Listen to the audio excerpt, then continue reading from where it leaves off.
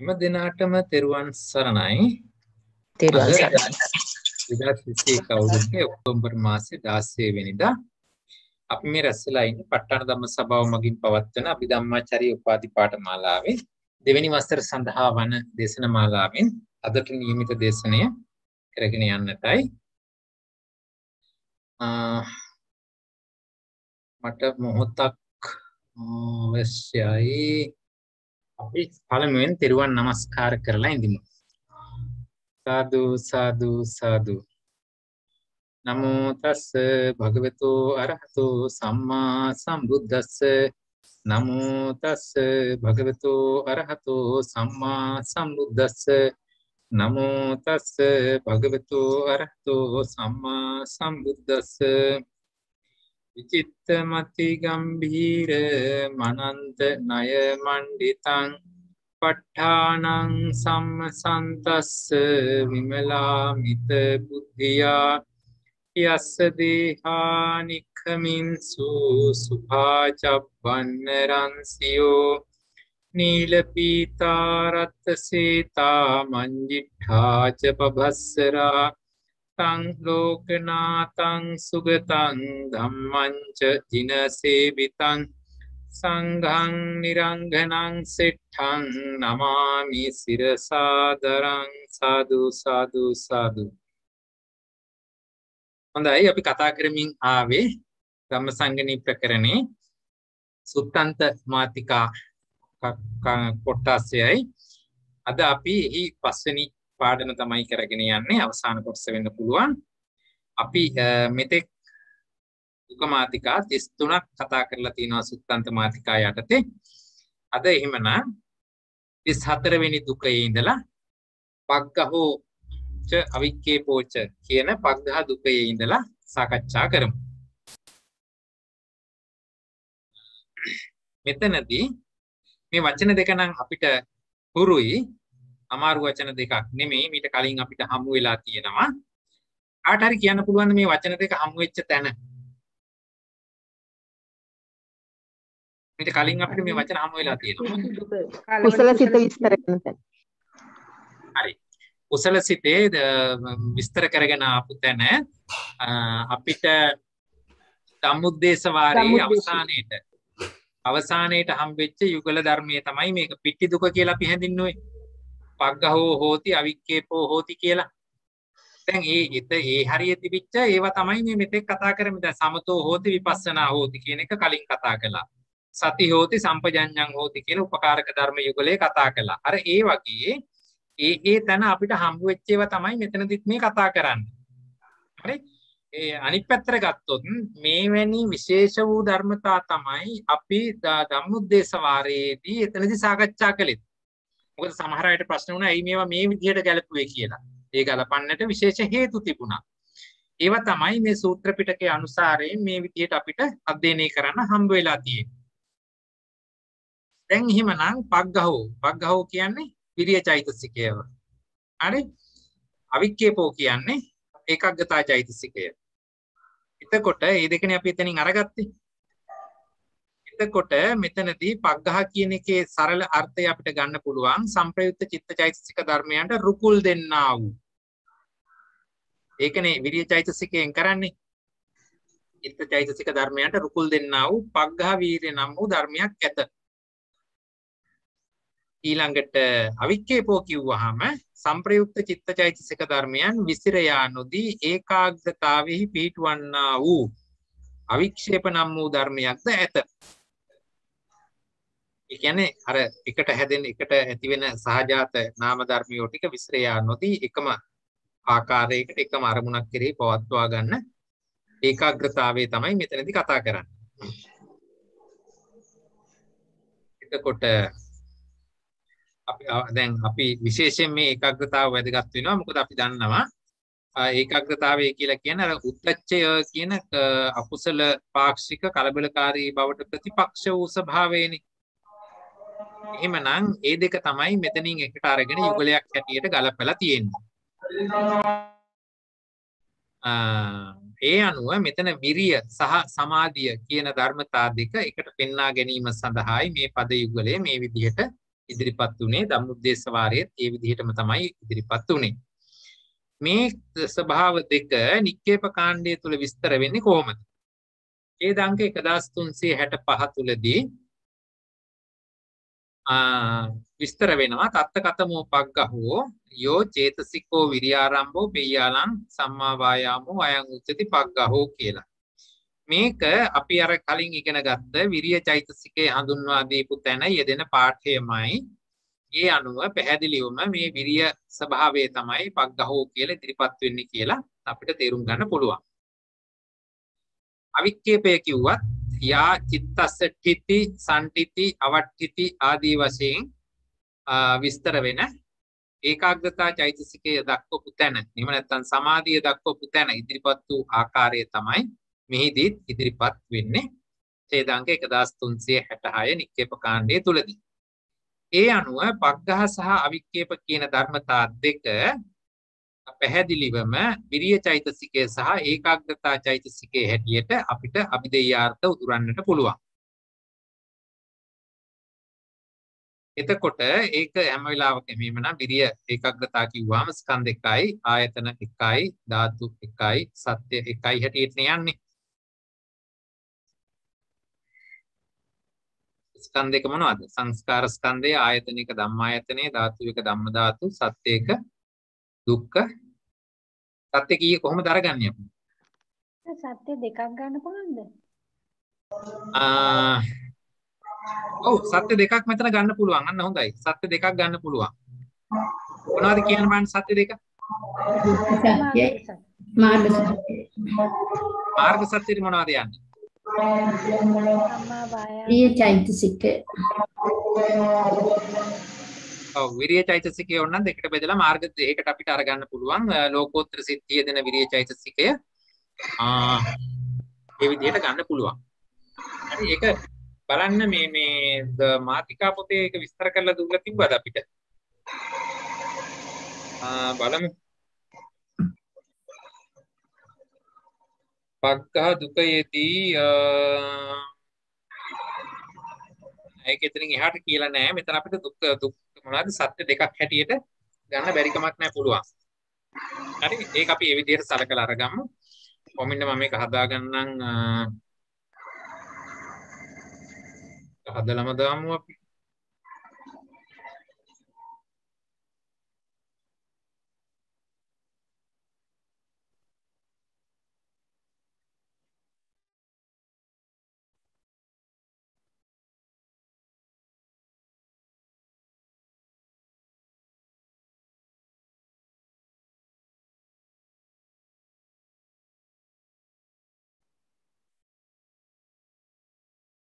හරි අපිට ඒක ඒ විදිහට අරගන්නට පුළුවන්.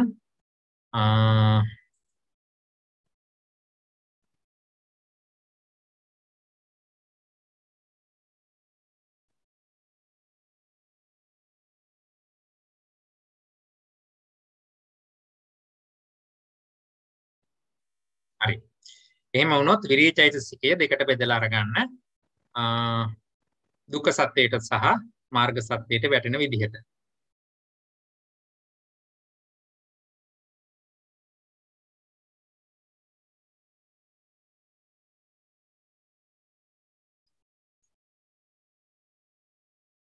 ඒකට ඒකාග්‍රතා චෛතසිකයට මොකද වෙන්නේ?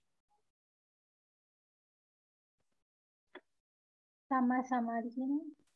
ඒකත් සම්මා සමාධිය හැටියට ගන්නටත් පුළුවන්. හරි. එහෙම වුණොත් දුක මුක්ත ධර්ම මොනවද දෙන්නේ?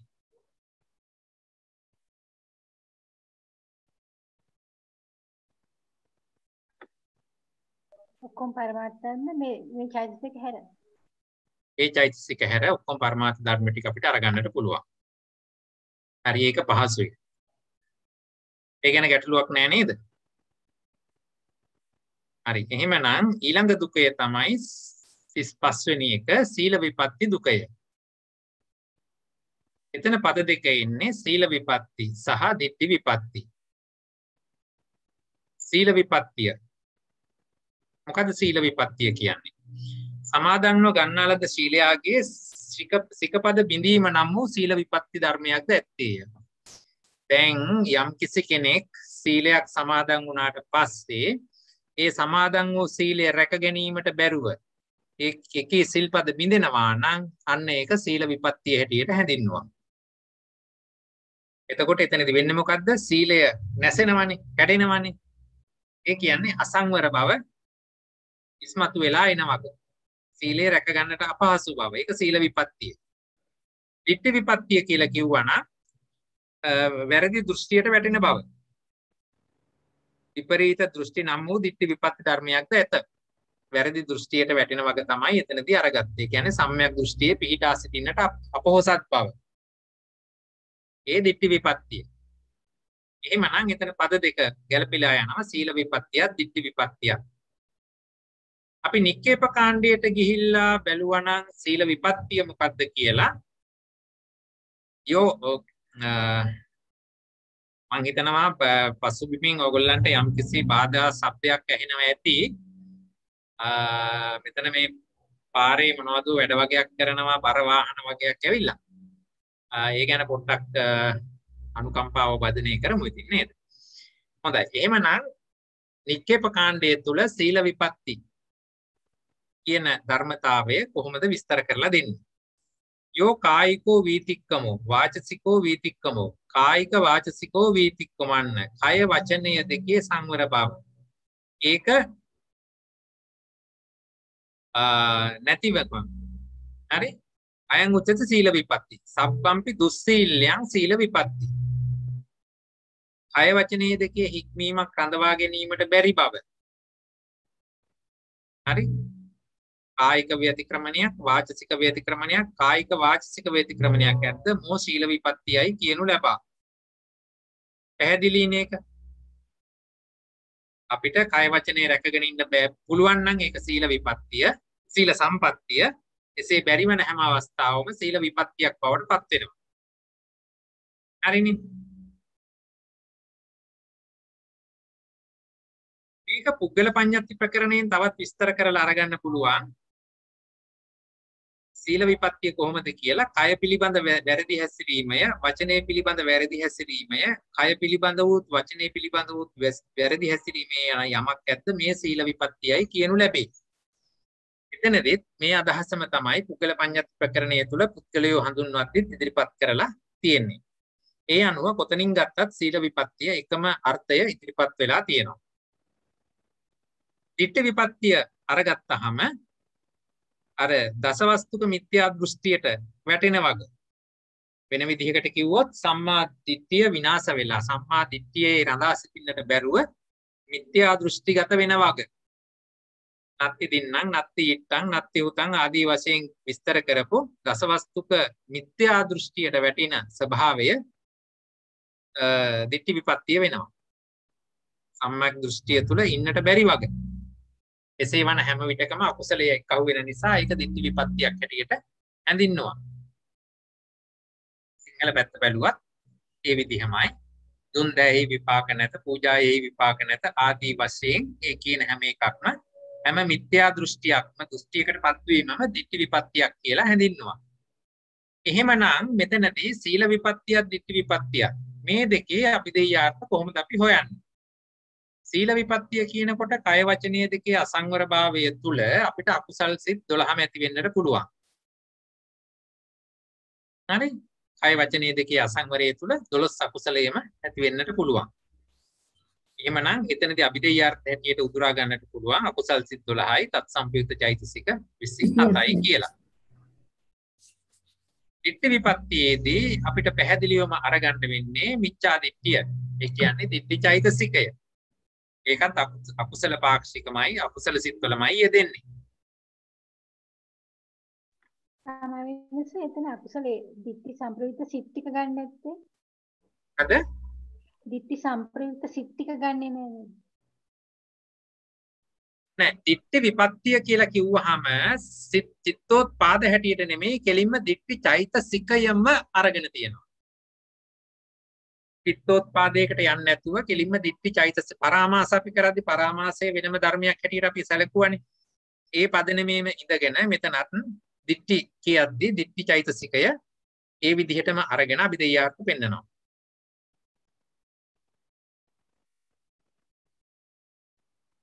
එහෙමනම්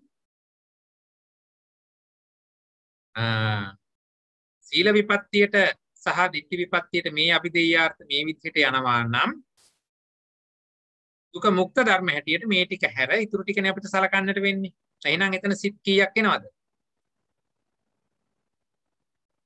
77. ඔව්. එහෙමනම් සිත් 77ක් එන්නට ඕනේ. එතකොට අකුසල චෛතසික හැර කුසල සෝබන චෛතසික 38ක් එන්නට ඕනේ. රූප 28යි නිවනයි කියන ඒවා. මෙහිදී දුක මුක්ත ධර්ම හැටියට හිඳ ගන්නට පුළුවන්.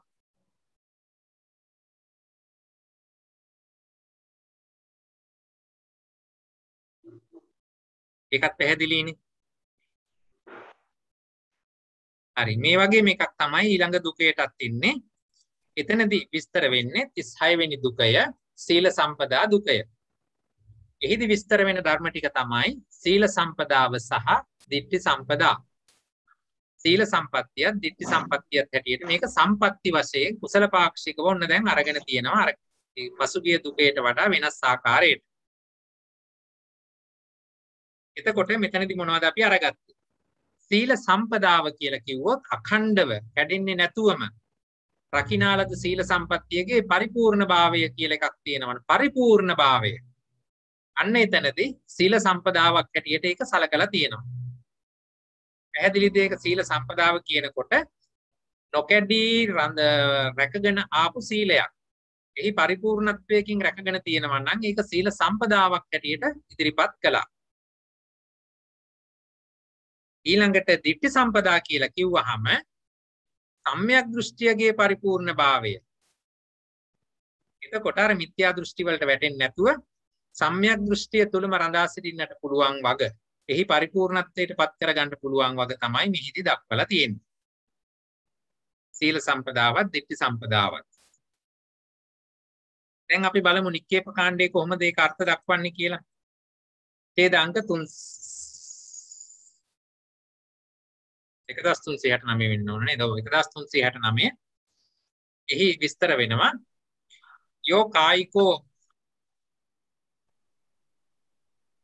යෝ කායිකෝ අවිතික්කමෝ වාචසිකෝ අවිතික්කමෝ කායික වාචසිකෝ අවිතික්කමෝ අයං උච්චති සීල සම්පදා. අවිතික්කමෝ කිව්වේ මොකක්ද කියන්නේ? ඒකට නොඉක්ම වීමනේ. ඉක්මවා නොයෑම. එහෙමනම් කායික වාචික සංවරය තුල රඳා පැවතීම. මේකේ සංවරය ඉක්මවා නොයෑම. ඒක තමයි සීල සම්පදාව කියලා අරගත්තේ. අපි සීලය කියලා ගත්ත හැම වෙලාවෙම කාය වාචානං සමෝදානං සීලං කියන අර්ථයනේ. එහෙමනම් එම අර්ථයෙන් මේක සීල සම්පදාව විදිහට සලකලා තියෙනවා. ditthi සම්පදා හැටියට එනකොට මොකද මෙතන මේක සීලය සම්පදාවක් වෙන්නේ අපේ ප්‍රතිපදාව හැදෙන්නෙම සීල සමාධි ප්‍රඥා තුලනේ. එහෙමනම් ඒකනේ සීලේ පතිත්තාය නරෝ සපඤ්ඤෝ ආදී වශයෙන් අපි ඉගෙනගෙන තියෙන්නේ. එහෙමනම් එහි වැදගත්කම තමයි මෙතන සීල සම්පදා හැටියට ඉදිරිපත් වෙන්නේ. ditthi සම්පදාව ගත්තා නම් දසවස්තුක සම්මාදිට්ඨිය තුල රැඳී පැවතීමේ හැකියාව මෙතනදී අරගත්තා. අත්ති දින්නම් අත්ති ඉත්තං අත්ති උතං කියලා ඒ දීමේ විපාක ඇත ආදී වශයෙන් අරගත්ත දසවස්තුක සම්මාදිට්ඨිය තුල පිහිට අසිටින්නට පුළුවන් වගේ ditthi සම්පදාව. එය සම්පදාවක් කියලා අරගත්තේ. හරිනේ. ඒ තුලින් කුසලයේ රැස්වන නිසා. පාලි පැත්ත හුරු නැත්නම් සිංහල පැත්ත බැලුවත් ඒකම තේරුම් අරගන්නට පුළුවන්. හරි. දෘෂ්ටි සම්පත්තිය. එතකොට සීල සම්පත්තියයි දෘෂ්ටි සම්පත්තියයි කියන එකට මේ අර්ථ දෙකේ මේ අදහස් දෙකේ ඉඳගෙන අපි අභිදේයාර්ථ අහුලනකොට මොනවද ගන්න පුළුවන් වෙන්නේ? සීලය. සීල සම්පන්නයාගේ මහා කුසල මහා ක්‍රියා සිත් 16. කොට මෙතන අරන් තියෙනවා මහා කුසල සිත් 8යි මහා ක්‍රියා සිත් 8යි දෙක ඔක්කොම අරගෙන 16ම අරගත්තා. අපි මේ වගේ එකක් මීට කලින් දුක එකක් ආවනේ. සෝරච්ච දුකේ කියලා එකක් සෝරච්ච ධර්මයේ අරගත්තනේ අපි. එතනදිත් කිව්වේ මේකමනේ. හරි. එහෙමනම් ඒකම නැවත වතාවක් වෙනස් අර්ථයකින් මෙතන ඉදිරිපත් කරලා දීලා තියෙනවා. ඒ අනුව මහා කුසල මහා ක්‍රියා සිත් 16ත් එහි යෙදෙන තත්සම්පයුක්ත චෛතසික 38ක් තමයි සීල සම්පදාවේදී අපි අභිධේයාර්ථ හැටියට අරගත්ත සෝරච්ච දුකය කතා කරුවා වගේමයි. ආයික වාචසික සංවරයට අදාළව. සීල සම්පදාව ගැන කතා කරද්දී නෑ ditthi සම්පදාව ගැන කතා කරද්දී සම්‍යක් දෘෂ්ටි නම් වූ ප්‍රඥා චෛතසිකය සම්‍යක් දෘෂ්ටිය කියලා අපි අරගත්තේ ප්‍රඥා චෛතසිකය. එහෙමනම් අන්න ඒ ප්‍රඥා චෛතසිකයම වර්ධනය කරගේ ඒකම පවත්වා ගන්නට හැකි බව ditthi සම්පදාව කියලා අරගත්තා. හරි සම්‍යක් දෘෂ්ටි නම් ප්‍රඥා චෛතසිකය. හරිනේ ඒ විදිහට තමයි සීල සම්පදාවටත් ditthi සම්පදාවටත් අභිධේයාර්ථ අහුලාගෙන තියෙන්නේ.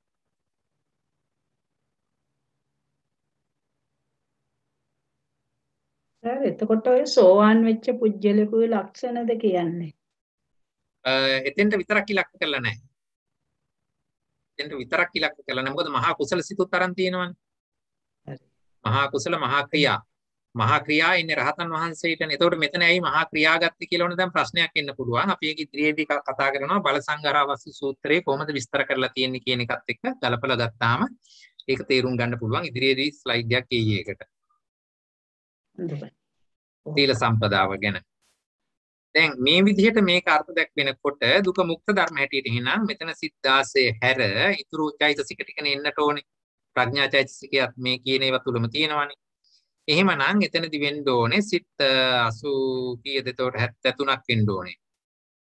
සිත් 73යි චෛතසික 51යි ප්‍රඥා වර්ජිත අරගත්තේ නේද? ඔව්. චෛතසික 51යි රූප 28යි නිවනයි කියලා අපිට අරගන්නට පුළුවන්.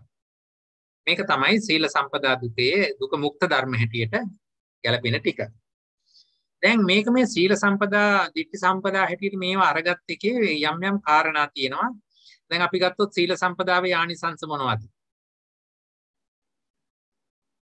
අප්පමාදී කරණම් මහන්තම් භෝගක්ඛන්දං අජිගච්ඡති. අන්න මහත් වූ භෝගස්කන්ධයකට හිමිකම් කියනවා. කල්යාණෝ කීර්ති සද්දෝ අපුග්ගච්ඡති. හරි? කල්යාණ කීර්ති ප්‍රශංසා සද්දයක් නැගිනවා. යංච දේව පරිසං උපසංකමිති. යදි කත්තිය පරිසං, යදි බ්‍රාහ්මණ පරිසං, යදි ගාපති පරිසං, යදි සමන පරිසං, විසරදෝ උපසංකමති. අමංකූ භූතෝ අන්න බලන්න. හරි? පිරිස් මැදට බය නැතුව යන්න පුළුවන් ස්වභාවය ඇති වෙනවා. හරි? අසම්මූලෝ කාලං කරෝති.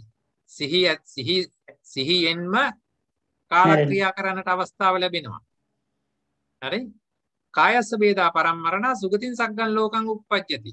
අන්න කය බිඳී මරණය සිදු වෙනවත් එක්කම සුගතිගාමී වෙනවා. මේ තමයි සීල සම්පදාවේ ආනිසංස. අපි ප්‍රතිපදාව පටන් ගන්න තැන සීල සමාධි ප්‍රඥා. එහෙමනම් මේ කියන සීල සම්පදාවම බොහෝ තැන්වල විවිධ ආකාරයෙන් විස්තර කළා තියෙනවා. අපි බලමු. පුද්ගල ආධ්‍යාස වශයෙන් මේක කොහොමද සීල සම්පදාව විස්තර වෙච්ච තැන් තුනක් මම හොයාගත්තා. ඒ තුනේ විශේෂයක් තියෙන නිසායි මම ඒක වෙහිමම දක්වන්නේ. පත්තකම්ම සූත්‍රය අරගත්තා නම් අංගුත්තර නිකායේ චතුක්ක නිපාතේ තියෙන්නේ.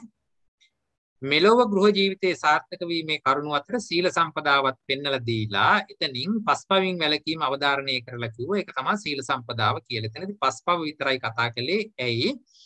ඒක දේශනා කළේ ගෘහපතියෙකුට. ඒ නිසාවෙන් මෙලොව දියුණුව සඳහා පමණක් කතා කරපු නිසා පස්පවින් වැළකීම සීල සම්පදාව හැටියට පෙන්වුවා. දෙවෙනුව මට ගත්ත හැකි ව්‍යග්ගපජ්ජ සූත්‍රය. ඒකත් අංගුත්තර නිකායමයි එන්නේ. ව්‍යග්ගපජ්ජ සූත්‍රයේ තුලදී කතා කරන්නේ මෙලොව විතරක් නෙමෙයි මෙලොව හා පරලොව ජීවිතයේ සාර්ථක වීමේ කරුණක් ගැනයි කතා කරන්නේ. එතනදිත් සීල සම්පදාව අරගත්තා. ඒ අරගෙන කිව්වා පස්පවින් වැළකීම අවධාරණය කරලා කිව්වා ඒක මෙලොව විතරක් නෙමෙයි පරලොව දියුණුවටත් උපකාර වෙනවා කියලා.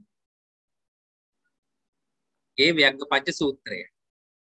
ඊළඟට බලසංඝාරවස්තු සූත්‍රය අරගත්තා නම් ඒකත් අංගුත්තර නිකායේ සම්බෝධි වග්ගයේමයි තියෙන්නේ.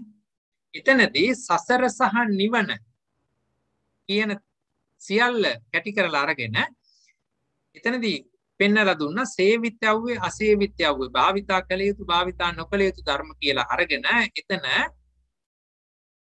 අනවජ්‍ය බලය කියලා යමක් පෙන්නලා ඒකෙදි කියලා දුන්නා කාය වචී මනෝ කර්මයන්හි නිවැරදි හැසිරීම තමයි අනවජ්‍ය බල. නිවැරදිව Tamanට අර විසරද උපසංගමති කිව්වා වගේ තැනකට බය නැතුව යන්න පුළුවන් ස්වභාවය වගේ කාය වචී මනෝ ద్వාර තුනෙහිම යම්කිසි Tamanට ශක්තියක් ඇති ආකාරයට ක්‍රියා කිරීමේ බලයක් අනවජ්‍ය බලයේ හැටියට වර්ධනය වෙන ආකාරයේ කතා කරලා පෙන්වුවා සේවිතව්‍ය සේවිතබ්බ අසේවිතබ්බ ධර්ම ඉදිරිපත් කරමින්. එහෙමනම් එතනදී කතා කළේ සසර සහ නිවන දෙකම එක්කව කරලා. හරිනේ. ඒ අනුව මේ සීල සම්පදාව ඒ තැන ඒ පුද්ගලාත්‍යාශ අනුව විස්තර කරලා තියෙනවා. මොකද මේක ඒ තරම්ම වැදගත් වෙනවා. ඒ අනුව පංචශීලයේ සිට ඉදොර ගැඹුරින්ම සංවර කර ගැනීම දක්වා මේ කියන සීල සම්පදාව විහිදිලා යනවා උපකාර වෙනවා. පැහැදිලිද ඒක? දැන් මෙතනදී බල සංග්‍රහවතු සූත්‍රයේදී සසර සහ නිවන කියන මුළු සියල්ලම අරගෙන විස්තර කරලා තියෙන නිසා තමයි සීල සම්පදාවට අර මහා ක්‍රියාසිත 8ත් අරගෙන පෙන්නලා දුන්නේ. හොඳයි. අපි එහෙනම් ඊළඟ දුකේටත් මේ දුක ටික ලේසි. ඒ තරම් අමාරු ඒවා නෙමෙයි. ඊළඟ එක සීල විසුද්ධි දිට්ඨි විසුද්ධි. දැන් එකම ධර්මතාවය ගැන විවිධ පැතිකඩ වලින් බලමින් කතා කරන ආකාරයක් තමයි පෙනෙන්නේ. හරි? දැන් ඊළඟට ඉදිරිපත් කරන්නේ විසුද්ධිය කියන පැත්තෙන්. හරි? එතකොට ඒක අර තමන්ට සම්පදාවක් වෙච්ච තමන්ට උපකාරක ධර්මයක් වෙච්ච ස්වභාවයත් ඉක්මවලා ගිහිලා විසුද්ධිය බවට පැත්තුණා වූ සීලයක් ගැන දැන් කතා කරනවා. එතකොට සිව් පිරිසිදු සීලයක් ඇති බව හේවත් පරිපූර්ණ සිල් ඇති බව නම් වූ සීල විසුද්ධි ධර්මයක්ද ඇත්තේය. විසුද්ධි මාර්ගය තුළ සීලය ගැන බොහෝ ආකාරවල විස්තර කරලා පෙන්නලා දුන්නානේ. ඒ වාලය පූර්ණ බව අත්වයට දියුණු කරගන්න පුළුවන් නම් අන්න එතන සීල විසුද්ධියක් ගැන කතා කරන්නට පුළුවන් වුණා. අපිට සප්ත විසුද්ධි ගැන කතා කරද්දිත් ඉස්සරළම ඉන්නේ සීල විසුද්ධිය. ඊළඟට දෙවනුව අපි කතා කරනවා දිට්ඨි විසුද්ධියක් ගැන පිරිසිදු සම්‍යක් දෘෂ්ටියක් බව හේවත් සම්‍යක් දෘෂ්ටියගේ පරිපූර්ණ බව.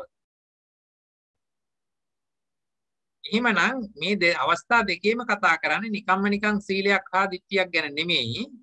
එහි යම් තාක් දුරකට පරිපූර්ණ බවක් ඇති කරගත් අවස්ථාවේ තියෙන විසුද්ධිපත් තත්වයට පත් වුණා විච්ච ධර්මතාව ගැනයි මෙතනදී කතා කරන්නේ. හරිනේ. දැන් සීල සම්පදාව අරගනිද්දි ලෞකික ලෝකෝත්තර කියලා අරගත්තා. මෙතන විසුද්ධියට පත් කරපු නිසා මම හිතන්නේ ඊට එහා අවිදේයාර්ථ තමයි අහුලනව ඇත්තේ. හරි?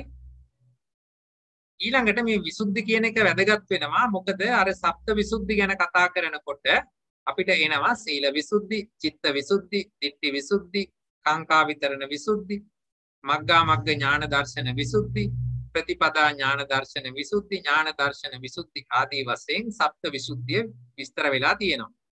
එතනදී පටන් ගන්නෙම සීල විසුද්ධිය, ඊළඟට චිත්ත විසුද්ධිය. මොකද මේ දෙක නැත්තම් ඉදිරි එකක්වත් අපිට අරගන්නට බෑ. සීල විසුද්ධිය තමයි භාවනාවේ පදනම.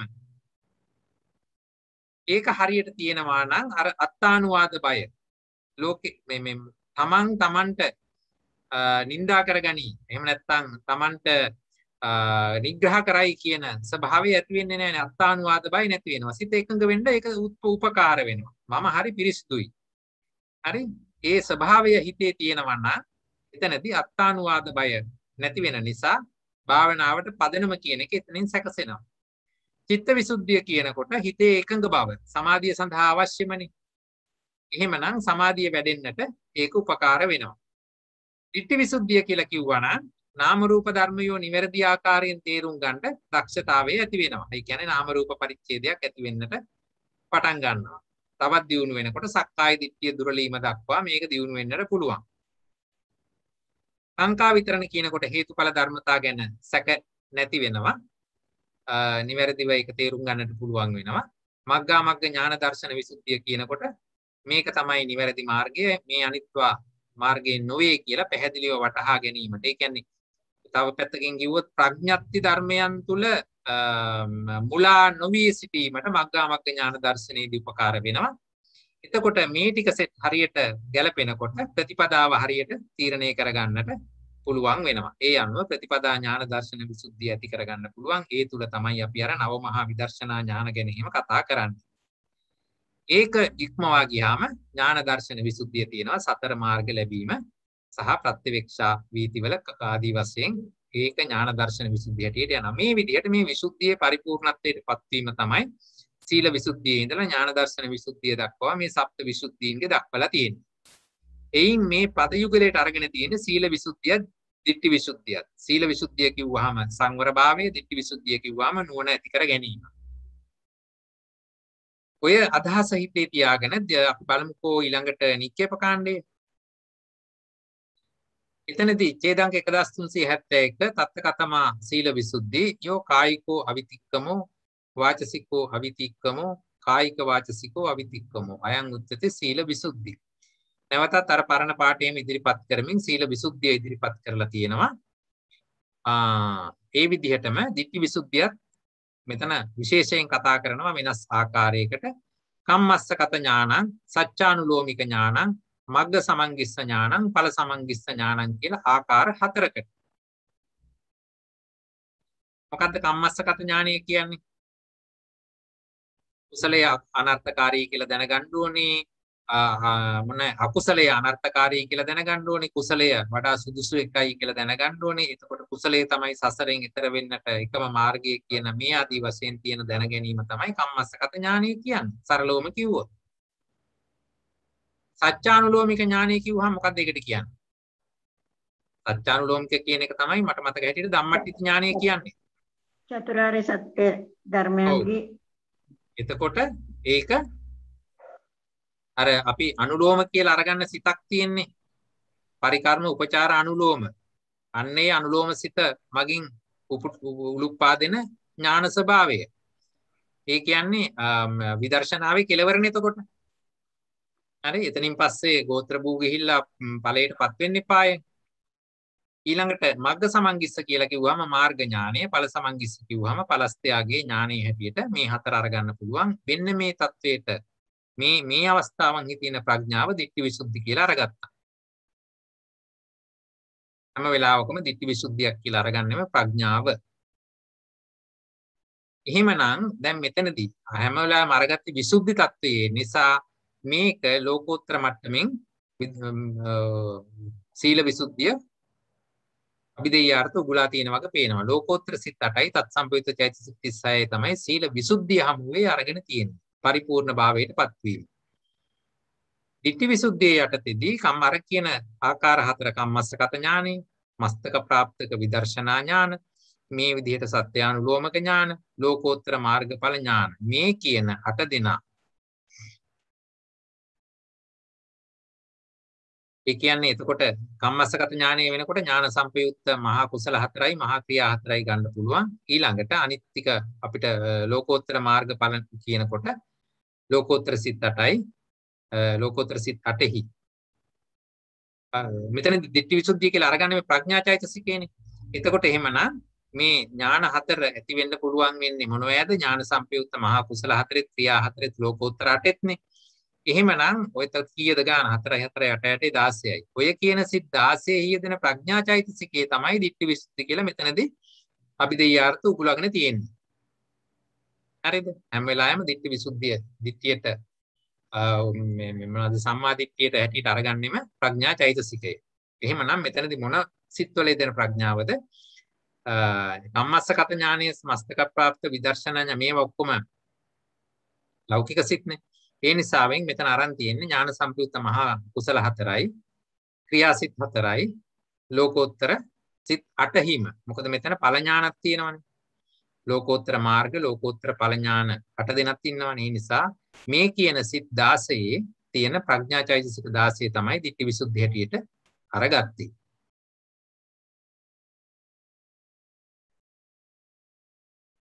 එහෙමනම් මේ දෙක සමාවෙන්නස මේ සීලය සම්බන්ධව මහග්ගත සිත්වල සම්බන්ධයක් කොහොමද ගන්නද?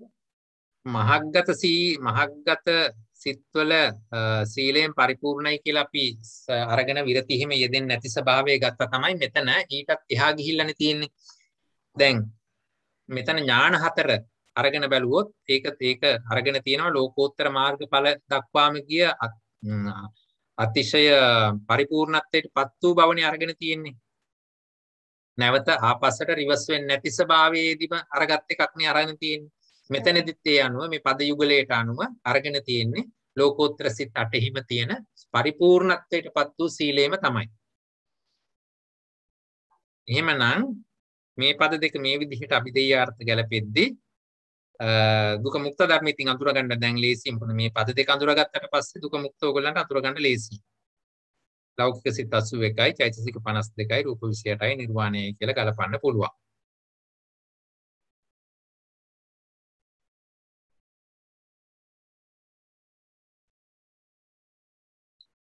ඊළඟට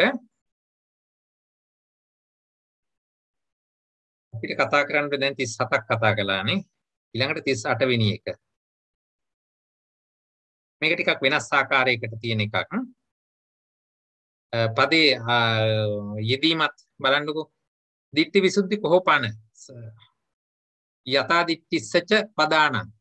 මේ මං හිතන්නේ සූත්‍ර පාඨයක තිබිච්ච කොටසක් ඒ විදිහටම යෙදුවා වෙන්නට ඇති කියලා මට හිතෙනවා. එතනදී අරගෙන තියෙන්නේ දිට්ඨි විසුද්ධියයි ඒ දිට්ඨි විසුද්ධිය පවත්වන අවස්ථාවේ තියෙන වීර්යයයි. හරිනේ. ඒ අනුව මෙතනදී දිට්ඨි විසුද්ධිය කියන එක ඒක තවත් විස්තර කරලා තියෙනවා අර කම්මස්සගත ඥාන සංඛ්‍යාත කියලා. එතකොට ඒ අර හතර ආකාරය අරගන්නට වෙනවා.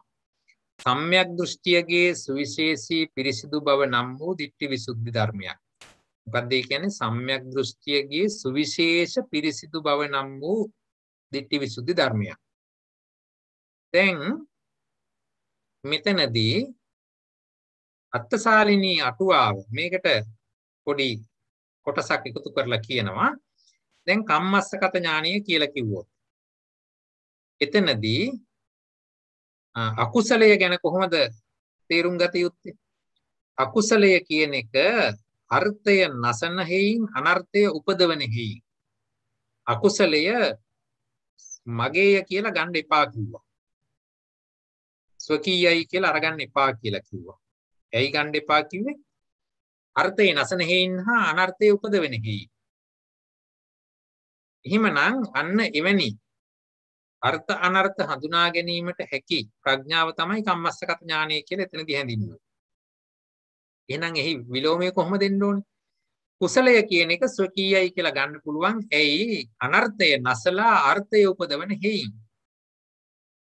ඒ නිසා කුසල් කර සැපෙන් සැප අනුභව කරමින් සසරෙන් ඈතර වෙන්නට තියෙන දක්ෂකම, හැකියාව, අවබෝධය. අන්න එතන ඒක තමයි දිට්ඨි විසුද්ධිය කියලා මෙතනදී අරගත්තා. අකුසලය වැරදි වගත්, කුසලය නිවැරදි වගත්. එහෙමනම් ඒ කුසලය තමාගේ කොට අරගෙන කුසලයේ වැඩි වැඩියෙන් වඩා සැපයෙන් සැප අනුභව කරමින් මේ සසර ඈතර වීමට මාර්ගය හදා ගන්නා පදනම තමයි මෙතනදී කුළුපා දක්වා තියෙන්නේ. හරි, ඒක අර විශේෂ කොට දක්වලා තියෙනවා. එතකොට එතනම තියෙන යථා දිට්ඨිස්සච පදානං කියලා කිව්වම එවන් වූ දෘෂ්ටියක් ඇති පුද්ගලයා ඒ කෙරෙහි යොමු කරවමින් ඇති කරවන නොකඩෙන වීර්යයට මෙතනදි කිව්වා මේ කියන යථා දිට්ඨිස්සච පදානං කියලා. ඇයි මෙහෙම දෘෂ්ටියක් ඇති කරගත්ත පමණින් බෑ. ඒ දෘෂ්ටිය පවත්වාගෙන ඉදිරියට යාම සඳහා බලවත් වූ වීර්යයක් තියෙන්නට ඕනේ. එහෙමනම් ඒ වීර්යයත් මේ යුගලයට අවශ්‍ය වෙනවා. ඒක තමයි දෙවෙනි පදේ හැටියට මෙතන දක්වලා තියෙන්නේ. එහෙමනම් මෙතනදී මේ ආකාරයේ ප්‍රඥාවකුත් මේ ආකාරයේ වීර්යයකුත් කුළුපා දක්වා තියෙනවා. සමාවෙන්නස පළවෙනි පදයේදී කුසලයේ තමාගේ කියලා ගන්න ඕන කියලාද කිව්වේ? ස්වකීයයි කියලා ගන්න කියලා එතන අත්තසාලිනී කියන හොමින්ද බලන්න එතන හරියටම මොකද්ද? 449 අත්තසාලිනී අටුවාවේ සිංහල 449 මොකද්ද මේ ditthi visuddhi. ditthi visuddhi නිර්දේශයේහි කම්මස්සකතා ඥානං යනු මේ කර්මය ස්වකීයය. මෙය ස්වකීය නොවේ යයි දන්නා ප්‍රඥාවයි. ආයි කියන්නේ මේ කර්මය ස්වකීයයි කියලා දැනගන්න ඕනේ. මේ කර්මය ස්වකීය නොවේ යයි කියලා දැනගන්නට ඕනේ. එහි තමා විසින් කරන ලද්දේ හෝ වේවා අන්‍යකු විසින් හෝ වේවා සියලුම අකුසල කර්ම ස්වකීය නොවේ. කවර හේයින්ද? අර්ථේ නැසන හේයින් හා අනර්ථය උපදවන හේයිනි. කුසල කර්මය වනාහි අනර්ථේ නැසන හේයින්ද අර්ථය උපදවන හේයින්ද ස්වකීය නම් වෙයි. එහි යම්සේ ධනය සහිත භෝග සහිත පුරුෂයෙක් දීර්ඝ මාර්ගයකට පිළිපන්නේ අතරමඟ ගම් නියම් ගම් ආදීෙහිදී නැකත් ගෝසා කළ කල්හි මම ආගන්තුකයෙක්මි. කුමක් නිසා නැකත් කෙලි කෙලින්නෙම්දැයි නොසිතා යම් යම් ආකාරයකින් කැමති වේද ඒ ආකාරයෙන් නැකත් කෙලි කෙලිමින් සුවසේ කාන්තාරයේ ඉක්මවයිද මෙපරිද්දෙන් මේ කර්මස්ථාන ඥානීයෙහි සිට සත්වයෝ බොහෝ සංසාරගාමී කර්ම රැස් කොට සැපයෙන් සැප අනුභව කරමින් රහත් බවට පැමිණියෝ සංඛ්‍යාපතය ඉක්ම වූ ආහුය. මේ කියන්නේ කුසලයේ මේකයි අකුසලයේ මේකයි කියලා දැනගෙන ඉස්සරහට යන පුද්ගලයා හරියට තමන්ගේ ගමන් මල්ලේ සල්ලි සහ මග වියදම් හරියට තියෙන කෙනා වගේ. ඒ පුද්ගලයා අලුත් පරිසරයකට ගියත් එහිදී වුණත් හරි දැන් මේක කියන්නේ ඒකනේ මේ පුද්ගලයා යනකොට ඔන්න ඒක නගරයක් හම්බ වෙනවා. ඒ නගරයේ මිනිස්සු මේ සැනකෙලි පවත්වනවා. ඉතින් මේ මිනිහට වැඩක් නැහැ. මොකද්ද සැනකෙලිය? ඇයි මේක පවත්වන්නේ කියලා. මේ මිනිහා ගත්තේ සල්ලි තියනවා නම් මේ මිනිහටත් පුළුවන් මේ තැනට ගිහිල්ලා ඒව වියදම් කරමින් සතුටු වෙන්න. අර ඒ වගේ තමන් සසර ගමනේ යද්දී තමන්ගේ මඩිස්සලේ ඇතිතරම් කුසල ධර්ම තියෙනවා නම් මේ කුසල ධර්ම භාවිතය තුළ තමාට නොකඩවා කුසල විපාකම ලැබිලා සැපයෙන් සැප අනුභව කරමින් මේ සසර කතර ගෙවා ගන්නට පුළුවන් වෙන ස්වභාවයෙන් එතනදී විස්තර කළේ. ඒ නිසා මෙතනදී අරගත්තේ එකී ප්‍රඥාව ඒ විදිහට අකුසලයේ දුරු කළ යුතු බව හා කුසලයේ වඩාගත යුතු දිනු කරගත යුතු පවත්වාගත යුතු බවට තියෙන දැනුමත් ඒ දැනුමට උපකාර වෙන වීරියක් තමයි මේ පද දෙකෙන් අරගත්තේ. ඒ කියන්නේ සසරේ හොඳට යන විදිය පෙන්වන්න නවත්තන්න නෙමෙයි මෙතන. හරියටම හරි. ඔව්. සසරේ යන්න කියන එක නෙමෙයි කියන්නේ. නමුත් අපිට එක දවසක නිවන් දකින්න බෑනේ. යම්කිසි දුරක් යා යුතු වෙනවා. ඒ යන දුර නිවැරදිව සැපෙන් සැප අනුභව කරමින් යන්න. ඒ සඳහා මඩිස්සලේ මග වියදම් තියෙන්නට ඕනේ. ඒකනේ පැහැදිලිව කිව්වේ. හරි. ඊළඟට අපි එහෙනම් මොකද්ද නික්කේප කාණ්ඩයත් බලමු. ditthi visuddhi කෝපනාති යා පඤ්ඤා පජාරණා. එතන ඉතින් කිව්වේ ප්‍රඥාව ගැන නේ කතා කරලා තියෙන්නේ. යම් ප්‍රඥාවෙක් ප්‍රජානාකාරයෙක් අමෝහයෙක් ධර්ම විචේක සම්‍යක් දෘෂ්ටියක ඇද්ද එයයි. කුසලයෙන් අකුසලයෙන් මොනවාද අකුසල විදිහටත් කුසලයේ විදිහටත් බේරගෙන අකුසලයේ අයින් කරමින් කුසලයේ වඩමින් ඉදිරියට යන්න. එවැනි වූ ප්‍රඥාවකට තමයි මෙතනදී මේ ditthi visuddhiය කියලා කිව්වේ. එතකොට යථා දිට්ඨිස්සච පදානං කියලා කියනකොට යම් චෛතසික වීර්ය ආරම්භයේ සම්යන්න. එතනදී වීර්ය ගැන කතා කරලා පෙන්නවා මේ විදිහට ආරම්භක වීර්යයක් තියෙන්න ඕනේ, ඒ පවත්වා ගන්නට ඕනේ, අවසානයේ දක්වා වර්ධනය කර ගන්නට ඕනේ. එවැනි වූ වීර්යයක් සහිතව මේ කියන ප්‍රඥාවට උපකාර කරමින් මේ දෙන්න සහයෝගයෙන් සසර යන හැටි නෙමෙයි කියන්නේ. ඒ කියන්නේ අපිට සසර යන්න නම් මේ දෙන්න මේ ආකාරයට ගලපා ගත යුතු වෙනවා. වීර්යය අඩු කරන්නත් බැහැ. නිවැරදි ආකාරයට ප්‍රඥාව තියා ගන්නටත් ඕනේ. ඒ දෙන්න එකට යෙදෙනවා නම් අපිට සසර ගමන පහසුවෙන් යා ගන්නට පුළුවන් වෙනවා. එහෙමනම් අභිධේයාර්ථ බලනකොට සම්මස්සගත ඥානයේද මස්තක ප්‍රාප්ත විදර්ශනා ඥාන සංඛ්‍යාත සත්‍යානුලෝමික ඥානයේද මාර්ග ඵල ඥාන 8 දිනද අන්න එතනදී මේ කියන චිත්තචෛතසිකයන් යෙදෙන අවස්ථාවේදී ප්‍රඥා චෛතසික 16 දෙනා උරුප්පල ආරම්භ පෙන්නනවා. මෙන්න මේක තමයි එතනදී දිස්ත්‍ති විසුද්ධිය හැටියට ගන්නේ කියලා. එහෙමනම් මේ එකම අභිධේයාර්ථ ඇහිලෙන එකම ධර්මතාවය විවිධ පැතිකඩ වලින් ඉදිරිපත් කරමින් එහි වැදගත්කමම පෙන්වලා දීලා තියෙනවා. තමා වෙනස මේ ditthi visuddhiය කියන්නේ ditthi සංයෝජනේ ප්‍රහාණය කරන එක නෙමෙයි නේද? ඒක වෙනස්. එච්චර දුරකට කතා කරලා නැහැ. ditthi සංයෝජනේ ප්‍රහාණය කිරීමක් නෙමෙයි. මේම ඇවිල්ලා අර මොනවද මේ සූත්‍ර දෙක සංගීත සූත්‍රය සහ දසුත්‍ර සූත්‍රයත් ඊට අමතරව තව තවත් සූත්‍ර කිහිපයකත් අදහස් කැටි කරලා ගත්ත තැනක් නෙමෙයි. ඒ අනුව අර ඍජුවම අහවල් සංයෝජනේ ප්‍රහාණය කරනවා කියලා ඉලක්කගත කරපු තැනක් නෙමෙයි. නමුත් ඒ තැන සූත්‍ර පිටකය තුළ විස්තර වෙනකොට යම් සසර ගමනට අවශ්‍ය යම් වැදගත් යුගල පද මේ අරගෙන දක්වලා තියෙනවා. ඒ කියන්නේ ප්‍රඥාව හදාගන්න විදිය වගේද? ඔව් ප්‍රඥාව දැන් ඒකනේ දැන් මෙතන පැතිකඩ කීයකින් කිව්වද අපිට එක තැන් එක ආකාරයට මේ ප්‍රඥාව ගැනත් වීරිය ගැනත් ඉදිරියට එතකොට සීලය ගැනත් ඒ අදාළ අපේ ගමන් මල්ලේ තියෙන ඕන බඩු ටික නෙවෙයි කතා කරන්නේ.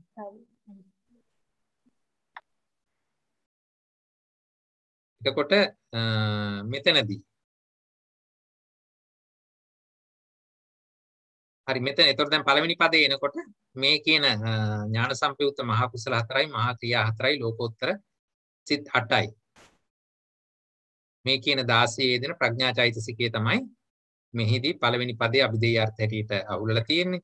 දෙවෙනි පදයට එනකොට ඔව් දෙතර ලෝකෝත්තර සිත් 8ක් තියෙනවනේ. එතකොට ඒකේ දැන් පළවෙනි සෝවාන් සිතෙන් දෘෂ්ටිය එහෙම් පිටිම නැති වෙනව නේද? ඔව් දෘෂ්ටිය නැති වෙනවා. ඊට පස්සේ ප්‍රඥාව ගැනද කතා කරන්නේ? මෙතන කතා කරන්නේ මේ ප්‍රඥාව ගැන. හරි. අනේ දැන් මීට කලින් එකෙත් අපි මෙතනදී කතා කළේම ප්‍රඥාව ගැන.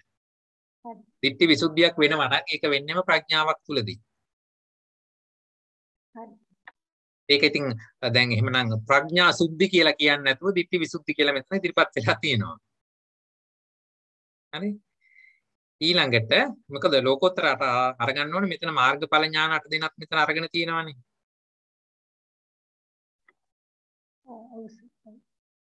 ඊළඟට දෙවෙනි පදේ අරගත්තාම සමී එම සතරාකාර ප්‍රඥාවද සතරාකාර කියලා කිව්වේ කම්මස්සගත ඥානයේදී මස්තක ප්‍රාප්ත විදර්ශනා ඥාන සංඛ්‍යාත සත්‍යානුලෝමික ඥානයේදී මාර්ග ඥානයේදී සහ ඵල ඥානයේදී අන්නේ කියන සතරාකාර ප්‍රඥාවත් ඥාන සම්පයුක්ත මහා කුසල මහා ක්‍රියා සිත් 8හි සහ ලෝකෝත්තර සිත් 8හි යෙදෙනා වූ විරිය චෛතසික 16ද තමයි මේ පදාන කියලා. එතකොට මෙතනදී බලන්නකෝ මේ පදාන කියලා කියපු තැනදී මේක නිකම් වීරිය නෙමෙයි අරගත්තේ. ප්‍රඥාවත් එකතු කරලායි අභිධේයාර්ථ අහුලලා පෙන්වන්නේ. එහෙමනම් හැම වෙලාවකම මේ සසර මාර්ගය දියුණු කරගන්න නම් අපිට වීරිය අවශ්‍ය වෙන්නේ ප්‍රඥාවත් සමගමයි. එහෙම නැතුව අර බලලා මීයවල් වෙන වෙලාවෙදී එතන වීරියක් තියෙන එක ඇත්ත. නමුත් ඒ එවැනි වීරියක් ගැන නෙමෙයි මේ කතා කරන්නේ. ප්‍රඥාවත් සමග මුසු වූ වීරිය ගැනමයි මෙතනදී කතා කරලා තියෙන්නේ. ඒ අනුව අභිධේයාර්ථ අහුලන්නේ මෙහිමයි එතනදී. කම්මස්සගත ඥානය, සත්‍යානුලෝමික ඥානය, ලෝකෝත්තර මාර්ග ඥානය, ලෝකෝත්තර ඵල ඥානය කියන මේ කියන ප්‍රඥා 4. ඒකත් මෙතෙන්ට අරගෙන තියෙනවා. ඊළඟට වීරිය කන අරගන්නකොට දැන් මේ ප්‍රඥා 4ත් එක්ක අරගන්නකොට ඥාන සම්පයුක්තේව තමයි ගන්න වෙන්නේ. ඥාන සම්පයුක්ත මහා කුසල් 4යි, ක්‍රියාසිත 4යි, ලෝකෝත්තර සිත් 8යි. මේ 16 දෙනාගේ යෙදුනා වූ වීරිය චෛතසික 16යි. එහෙනම් මේ දෙවෙනි පදේට අභිධේයාර්ථ එන්නේ ප්‍රඥා චෛතසික 4යි, විරිය චෛතසික 16යි. හැබැයි කොතනද කියලා හරියට දැනගන්නට ඕනේ.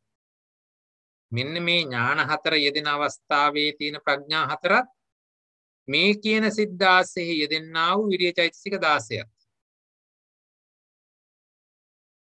මෙතනදිත් අත්සාලිනිය ලස්සන විස්තරයක් කරලා දෙනවා මේ දෙවෙනි පදයේදී. පදන් වීර්ය කියන එක හැම වෙලාවෙම ඉන්නේ ප්‍රඥාව සමගමයි ඉන්නේ කියලා.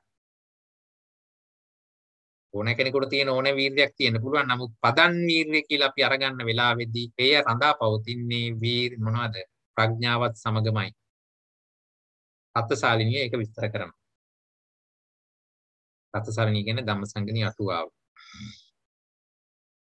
එතකොට මෙතන මොනවද අභිධේයාර්ථාවේ ප්‍රඥා චෛතසික 4යි, විරිය චෛතසික 16යි. එතකොට මේ අවස්ථාවන්ගෙන් පරිබාහිර අනිකුත් සියලුම ධර්ම ටික දුක මුක්තයි කියලා අපිට ගන්න පුළුවන්.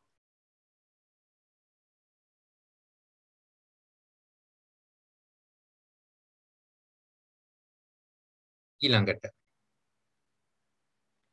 39 සංවේජනීයඨාන දුකය. සංවේජනීයඨාන දුකය. මොකක්ද ඒකේ පද දෙක? සංවේගෝච සංවේජනීයේසු ඨානේසු. මොකක්ද ඒ කිව්වේ? සංවේජනීය කාරණයෙහි සංවේගයද. අන්න සංවේගයේ දක්වන්න ඕන තැන සංවේග විය යුතුයි. දෙවෙනි පදේ සංවිග්ගස්සච යෝනිසෝ පදානං. සංවිග්න වූ ඔහුගේ සම්‍යක් ප්‍රදන් වීර්යයද. මොකද්ද මේ කියන්නේ? පළවෙනි පදයට ආයෙ යන්න. මොකද්ද මේ කියන්නේ? සංවේගය විය යුතු ජාති ජරා ව්‍යාධි මරණාදී කාරණයක් ඇති කලෙහි සංවේග නිවීම නම් වූ ධර්මයක් ඇත්තේය. අන්න බලන්න මෙතනදී මේ පාවිච්චි කරලා තියෙන වචනය සංවේග විය යුතු බව. දැන් එතනදී කියලා නෑනේ මෙතන මරණය උණයි කියලා අඬන්න කියලා නෑ. දුක් වෙන්න කියලා නෑ. සංවේග විය යුතු තැන. ධර්ම සංවේගය උපදවා ගත යුතු තැන. හරි? එතකොට ධර්ම සංවේගය ඇති කරගත යුතු තැන දහම් සංවේගය උපදවා ගත යුතු වෙනවා. ඒ මිසක් ඒක වැරදියට පරිහරණය කළ යුතු නැහැ. හරිද? ඊළඟට සංවිග්ගස්සච යෝනිසෝ පදානං. සංවේගයටපත් වූ පුද්ගලයෙකු විසින් නුවණින් වඩන වීර්ය නම් වූ ධර්මයක්ද ඇත්තේ. ඒ කියන්නේ මොකද්ද මේ කියන්නේ? ජාති ජරා ව්‍යාධි මරණය කියන කාරණයන් දිහා දැකලා කෙනෙක්ට සංවේගය ඇති කරගන්නට තරම් නුවණක් තියෙනවා නම් ඒ නුවණ පදනම් කරගෙන තේරුම් ගන්නට ඕනේ මේ සසර කියන එක මේ වගේ තමයි. මේ ධර්මතාවය මෙහිම තමයි. එහෙමනම් මේක කිසි වෙලාවක තමාට සුදුසු නෑ. මෙහි පැවැත්ම හැම වෙලාවකම අහිත කරයි. ඒ නිසාවෙන් මේන් ගැලවිය යුතුයි. ඒ සඳහා විරිය වැඩි යුතුයි. ඒ නිසානේ සංවේගයටපත් වූ පුද්ගලයෙකු විසින් නුවණින් වඩන වීර්යය කියන ධර්මයේ මෙතෙන්ට උපුටා දක්වලා තියෙන්නේ. ඒ අනුව පුහුණු විය යුත්තේ කොමකක්ද? සංවේගයේ උපදවා ගත යුතු තැන සංවේගයේ උපදවා ගත යුතුයි. එවැනි සංවේගයක් කරන කොටගෙන ඊළඟට මොකද්ද කරන්න ඕනේ? පදන් වීර්යය වැඩි යුතුයි. හරි? ඒකේ අර්ථය තේරුණාද හරියටම? එහෙමනම් නික්කේප කාණ්ඩයත් මේකට විස්තරයක් දෙනවා. සංවේගෝති චේදාංක 1375 ජාති බයං ජරා බයං ව්‍යාධි බරං මරණ බයං සංවේජනීයං ඨානಂತಿ. ජාති ජරා ව්‍යාධි මරණ වෙන්න සංවේග විය යුතු තැන් මොනවද? ජාති ජරා ව්‍යාධි මරණ ගැන සංවේග විය යුතුයි. හරි? එහෙමනම් බලන්න ප්‍රධාන ඒවා හතරයි දීලා තියෙන්නේ. ජාති බය, ජරා බය, ව්‍යාධි බය, මරණ බය. මිනිස් සත්වයක් ඕනෑම සත්වයක් හැබැයි නම් මේ හතර අනිවාර්යෙන් ගැලපෙනවනේ. හරි? ඊළඟට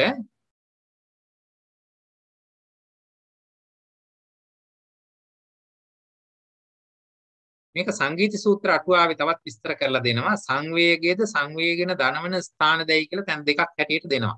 මෙහි සංවේගෝ ජාති බය, ජරා මරණ, ජරා බය, ව්‍යාධි බය, මරණ බය. මෙසේ ජාති ආදී බියෙන් දකින ජාතිය ආදී බියෙන් දකින ඥානය.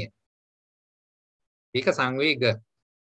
සංවේජනීය ඨානං කියන තැනදී ජාති ජරා ව්‍යාධි මරණ මේ සසර ජාති දුක, ජරා දුක, ව්‍යාධි දුක, මරණ දුක යයි සංවේග ඉපදීමට හේතුව ස්ථානය යයි කියන ලදී. මේ සංගීත සූත්‍ර අටුවාවෙන් මේකට දෙන අර්ථය.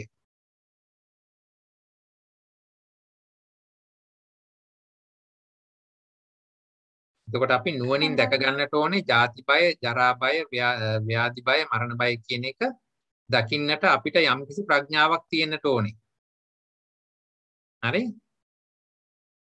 එතකොට මේ ප්‍රඥාව යෙදෙන්නේ කොයි තැනදීද? ජාති ජරා ව්‍යාධි මරණ. මේ කියන තැන්වලදී අර කියන ඥානය උපදවා ගන්නට අපි දක්ෂ වෙන්නට ඕනේ.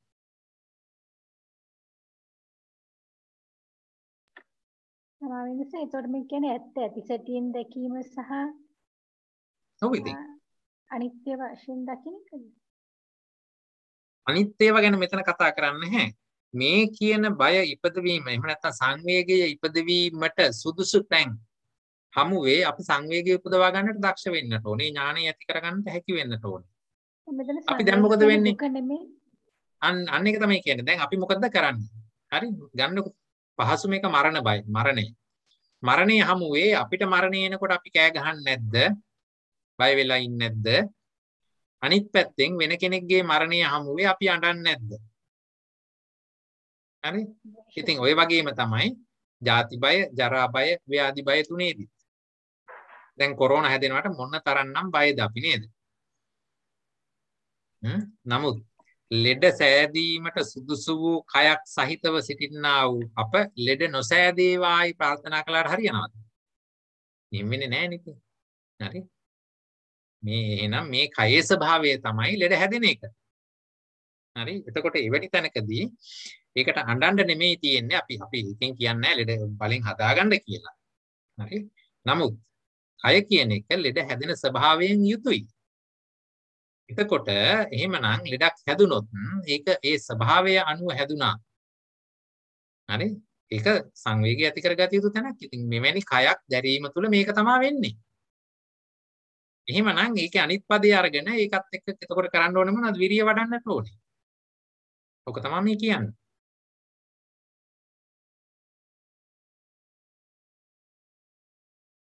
ඊළඟට නික්කේප කාණ්ඩයේ ඡේදංග 1376න් කියනවා ඒකට වඩන වීරිය කොහොමද වඩන්නේ? ඉද බික්ඛු අනුප්පන්නානම් පාපකානම් අකුසලානම් ධම්මානම් අනුප්පාදාය චන්දං ජනේති වායමති විරියං ආරභති චිත්තං පග්ගණ්ණාති පදහති. මේ විදිහට සතර සම්‍යක් පදන් වීරිය විස්තර කරලා දෙනවා. මේක අපිට දන්නවනේ. නූපන් අකුසල් නූපද වීම, උපන් අකුසල් ප්‍රහාණය, නූපන් කුසල් උපදවීම, උපන් කුසල් දියුණු කර ගැනීම. උප්පන්නානම් කුසලානම් ධම්මානම් තිතියා අසම්මෝසාය භියෝ භාවාය වේපුල්ලාය භාවනාය පාරිපූර්යා චන්දං ජනේති වායමති විරියං ආරභති චිත්තප්පග්ගණ්ණාති පතහති. මේ විදිහට සංවේගය ඇති කරගත යුතු තැනේදී සංවේගය ඇති කරගෙන ඒකම තමන් පදන් වීරිය වඩන්නට ඕනේ මෙවැනි ස්වභාවයෙන් ගැලවෙන්නට. හරි?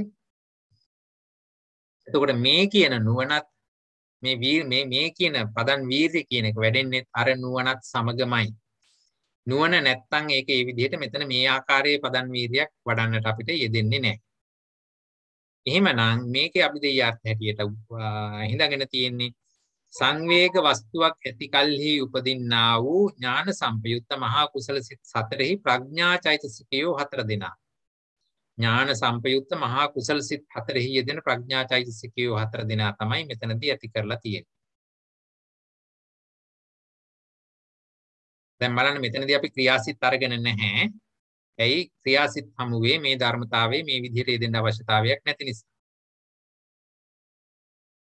ඊළඟට දෙවෙනි පදයට කුසල සිත් 21 හා ඵල සිත් 4 යෙදුනා වූ විරිය චෛතසික 25.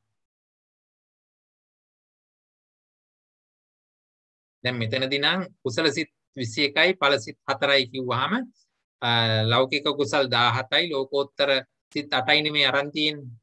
එතකොට ඒ ඔක්කොගෙම යෙදිච්ච වීරිය චෛතසික 25නේ අරන් තියෙන්නේ 21යි 4යි 25යි යෝ. එතකොට පදන් වීරිය කියලා අරන් තියෙන්නේ වීරිය චෛතසික 25ක්. හරි? මේ වීරිය චෛතසික 25ට අඩංගු වෙනවා කුසල් සිත් සියල්ලම ලෞකික ලෝකෝත්තර කුසල් සිත් සියල්ලයි ඵල සිත් 4හි යෙදෙන වීර්යය. මෙතනදී මට හැබැයි ප්‍රශ්නයක් තිබුණා මේ කියන අර්ථකථනයට. මොකක්ද අර්ථකථනය වුනේ? සංවේගය ඇති කරගත යුතු තැන. හරි?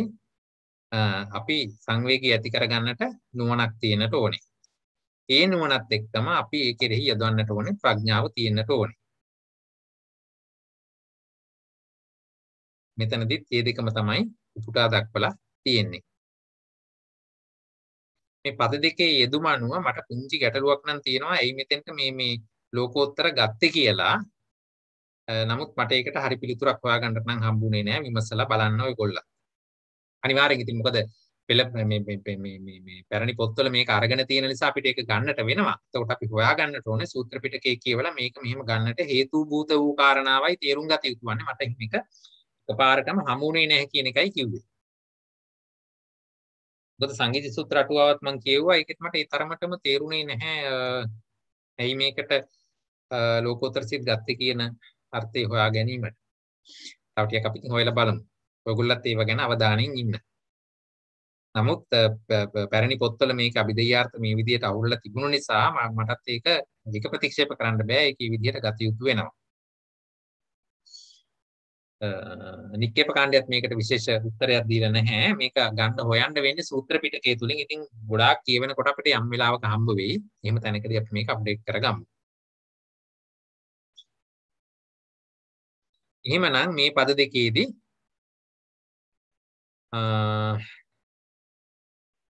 අභිධේයාර්ථ වෙන්නේ මොනවාද? දුක මුක්ත ධර්ම හැටියට අපිට ඊතුරු චෛතසික ධර්ම, ඊතුරු පරමාර්ථ ධර්ම ටික අරගන්නට පුළුවන්.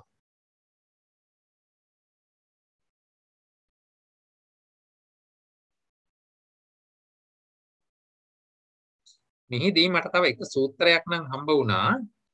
ඒකේ බලමු මොකද්ද තිබුණේ කියලා. මේක මම අරගත්තේ අංගුත්තර නිකායේ කේසි වර්ගයෙන් අස්සාජනීය පතෝද සූත්‍රය කියන එක. මහණෙනි මෙලොව ඇතම් භද්‍ර පුරුෂාජානීයෙක් අසෝගම්මී හෝ අසෝ නියම්ගම්මී හෝ ස්ත්‍රියක හෝ පුරුෂයෙක් හෝ දුක්ඛිත වේවයි. කලුරිය කලේ වේවයි. අසාද්ද. ඒයින් සංවේග කෙරෙයි. සංවේගයට පැමිණෙයි. උපන් සංවේග ඇත්තේ නිවන් කරා ගිය සිත් ඇත්තේ නුවණින් පදන් වීර්ය කෙරෙයි. මොකද්ද මේ කියන්නේ? යම්කිසි පුද්ගලයෙක් ඉන්නවා. ඔහු පිටගම් වැසියෙකු මැරුණු මේ තමන්ගේ ගමෙත් නෙමෙයි. පිටගමක හරි කවුරු හරි මිනිස්සෙක් මැරුණා කියලා අහපුවාම හෝ එහෙමනම් පිටගමක මිනිහෙක් මැරිලා ඉන්නවා දැක්කහම හෝ ඒත් නැත්තම් තමන්ගේ ඥාතියෙකු මිය ගියා කියලා දැනගත්තාම හරි. හරි?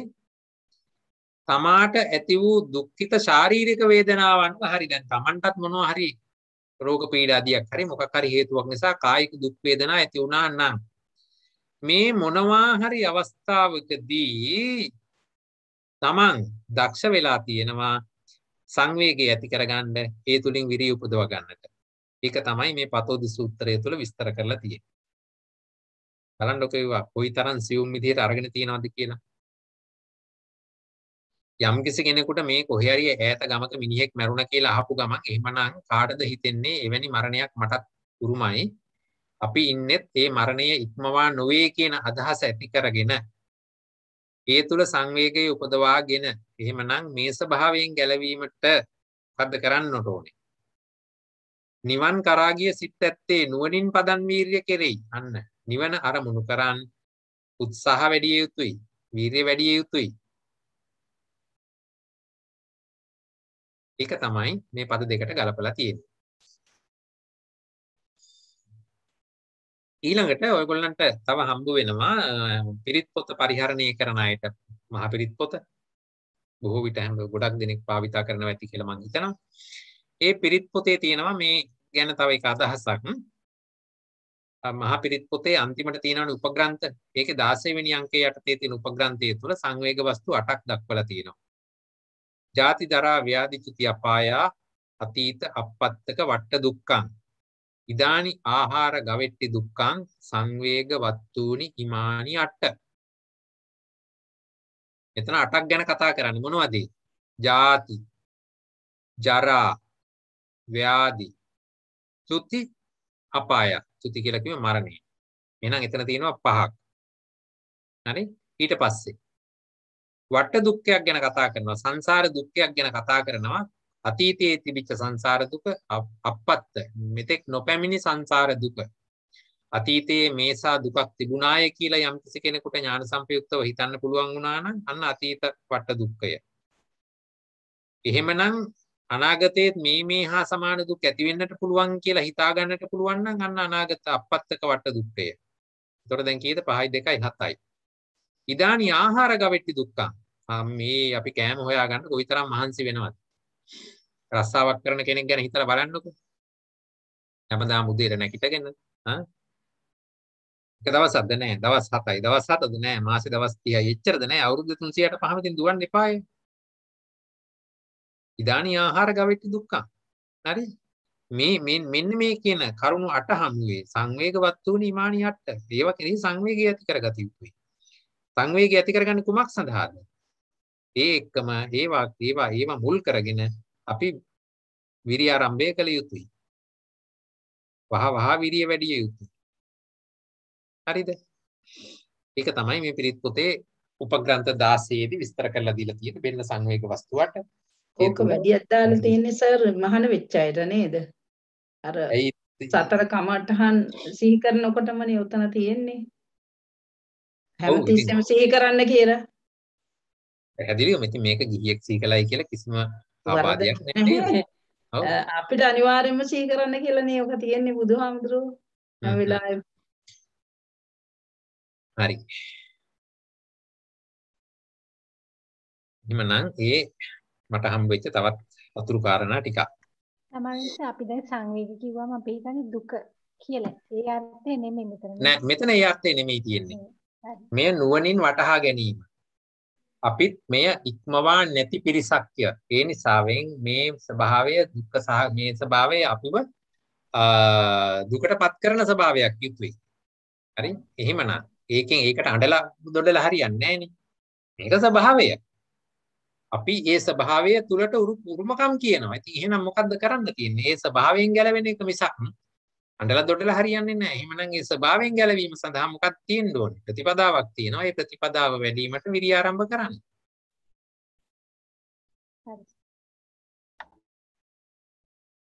හරි. අපි එහෙමනම් ඊළඟ එකටත් යම් බලන්න. අසන්තුට්ඨිතා දුකය. අසනුට්ඨිති මොකද්ද මේ? අසන්නුට්ඨිතාච කුසලේසු. අන්න හොඳ එකක්. කුසල ධර්ම පූර්ණයෙහි අසන්තුට්ඨී බව. මොකක්ද ඒ කියන්නේ? දාන සීල භාවනාදී කුසල ධර්මයන්හි තෘප්තියකට සෑවීමකටපත් නොවීම නම් වූ අසන්තුට්ඨිතා ධර්මයක්ද ඇත කියලා කියන්නේ. ඉතින් අපි කුසලයක් කරලා ඒකෙන් සෑහීමකටපත් නොවිය යුතුද? සෑහීමටපත් වෙන්න ඕනේ. ඔව්. නමුත් මෙතන මොකද්ද මේ කියන්නේ? දානයක් සීලයක් භාවනාදී මේ විදිහට ත්‍රිවිධ කුසලානිසංස කුසල කරලා තෘප්තියකටපත් නොවීම ගැන කතා කරන්නේ මේ. එහෙමනම් මොකක් නිසාද තෘප්තියටපත් නොවීම වෙන්න ඕනේ? එයාට ඕනේ ඊට වැඩිය උසස් කුසල. අද සාංගික දානයක් කළා නම් ස්වාමින් වහන්සේලා 5 දිනෙකට හෙට ඕනේ 6 දිනෙකට ඊට වඩා ලොකු කුසලයක් කරගන්න. ඊළඟට ඕනේ තවත් ඊට වඩා ලොකු කුසලයක් කරගන්න. අන්න ඒ විදිහට මෙතෙක් නොකල ඉහළ කුසල් කිරීමට තියෙන බලවත් වූ කැමැත්ත. ඒ කියන්නේ කරපු කුසල් ගැන සෑහීමකටපත් උනේ නැහැ කියන්නේ පත් නොවුණා කියලා කියන්නේ. ඊට එහා තවත් කළ යුතු කුසල් තියෙනවා. ඒ කුසලුත් කළ යුතුයි කියන හැඟීම. මොකද්ද මේ කතා කරන්නේ? අර කලින් කතා කළා වගේ තමන්ගේ ගමන් මල්ලට බඩු ටික රැස් කරන එක නේද මේ කරන්නේ? එක්කනේ. අපෝ මම මේ අවුරුද්දට දානයක් දුන්නා දැන් ඇති කියලා අතකට පිහදාගෙන නිකන් ඉන්නද කියන්නේ නෑ.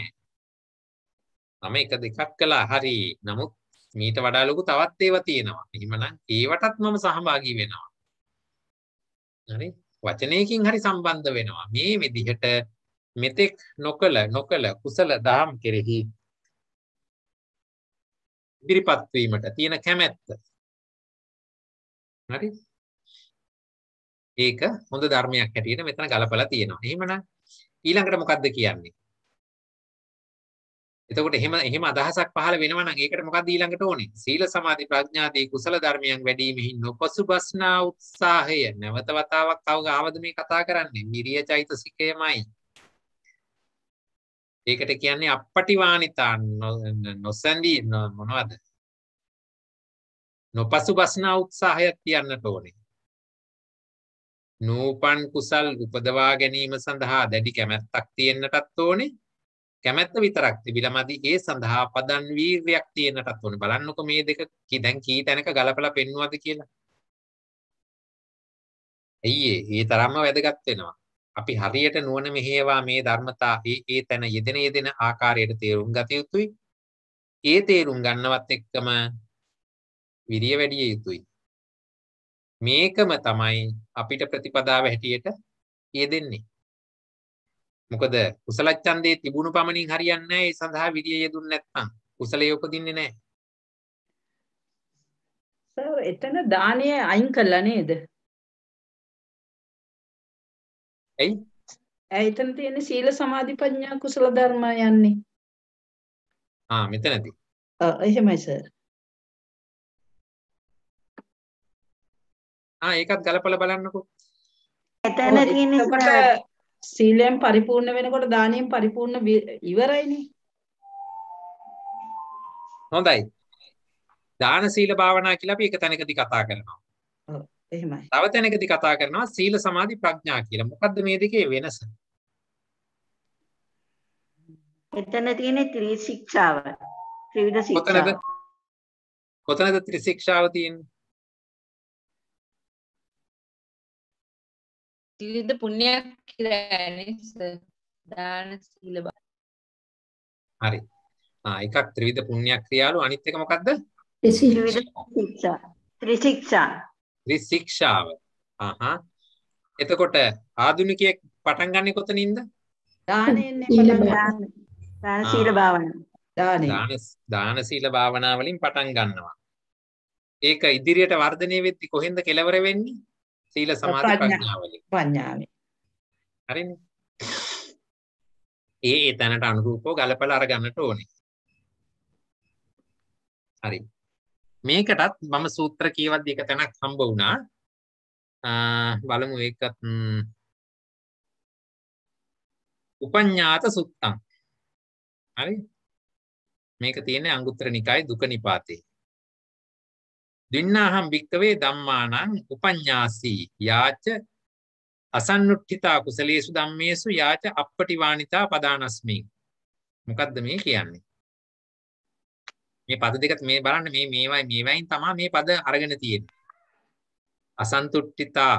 අසන්නුට්ඨිතා කුසලේසු ධම්මේසු අප්පටිවාණිතා පදානස්මි. ඒකමනේ මේ පද දිගුලේ අරන් තියෙන්නේ. මහණෙනි මම ධර්මයන් දෙතුනෙකුගේ ගුණ එළඹ දැනගතිමි. ධානාදී කුසල ධර්මයන්හි මෙතෙක් පමණයි යම් නොතුස්නා බවෙක් වේද. අන්න බලන්නකෝ. කුසල ධර්මයේ මෙතෙක්යි කියලා නැවතිලා නැහැ. පළවෙනි ධානය ලැබුණයි කියලා නැවතුනේ නැහැ. දෙවෙනි, තුන්වෙනි, හතරවෙනි, පස්වෙනි ධාන සඳහා උත්සාහය නැවතුනේ නැහැ. ඒ නිසායි ඒව ලබා ගන්න පුළුවන් වුනේ. ඒක නිකම්ම ලැබුණෙත් නැහැ. පදන් වීර්යෙහි යම් නොපසුබස්නා බවක් වේද යන කාරණා දෙකයි. අන්න එහෙමනම් උපඤ්ඤාත සුත්තං කියන තැනදී ඒක විස්තර කරලා දෙන්නේ මේ විදිහටයි. එතකොට මොනවද මේ ಗುಣ දෙක? කුසල ධර්මයන්හි නොතුස්නා බව, නොපසුබස් මේ ඒක ඇති කියලා හිතුවේ නැති වග සහ ඒ සඳහා යොදපු පදන් වීර්යය.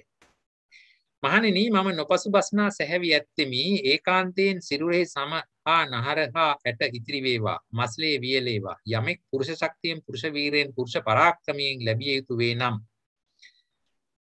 යමෙක් පුරුෂ ශක්තියෙන් පුරුෂ වීරයෙන් පුරුෂ පරාක්‍රමයෙන් ලැබිය යුතු වේ නම් එය නොලැබ වීර්යාගේ තැබීමේ වීරය නවත්තන්නේ නම් නැත යයි වෙර වැඩි. මහණෙනි ඒ මා විසින් සම්බෝධිය අප්‍රමාදයෙන් ලබන ලදු අනුත්තර වූ අරිහත් ඵල නිර්වාණ සංඛ්‍යාත යෝගක්ෂේමය අප්‍රමාදයෙන් ලබන ලදී. අන්න බලන්නකෝ එතකොට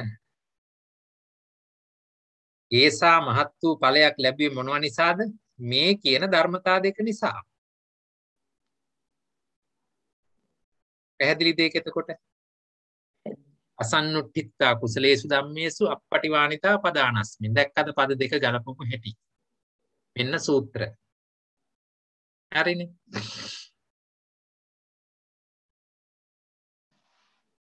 හොඳයි. එහෙමනම් නික්කේප කාණ්ඩයේ මේකට හඳුන්වනවා පළවෙනි පදේට යා කුසලානන් ධම්මාන භාවනාය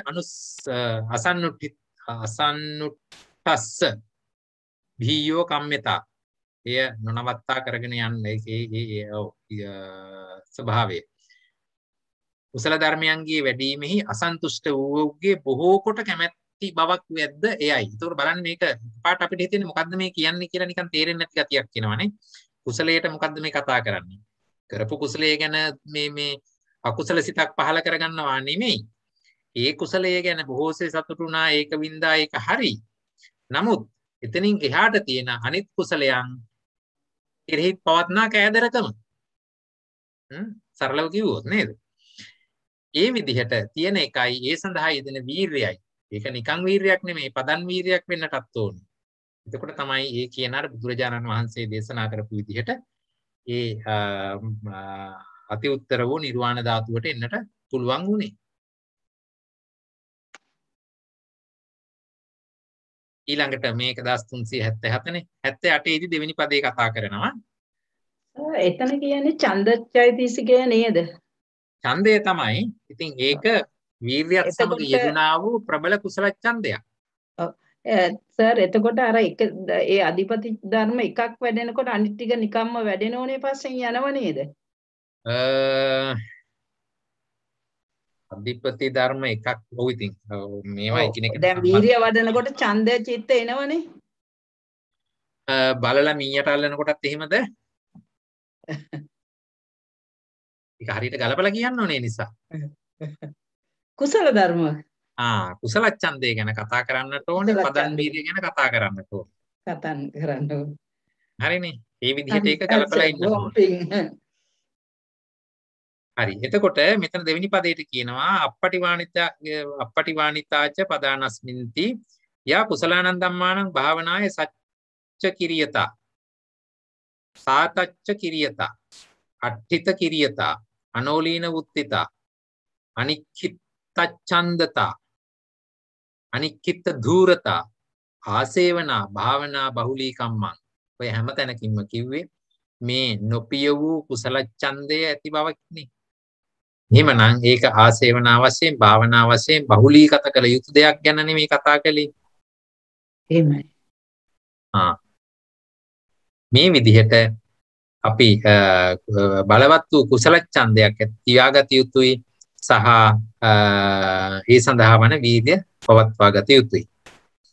එහෙමනම් මේ කියන කුසල ඡන්දය ඇති කරගන්න නම් අපි කුසල් සිත් 21 පවත්වා ගත යුතුයි. ඒ සඳහා වැඩි වැඩියෙන් වෙර දැමිය යුතුයි.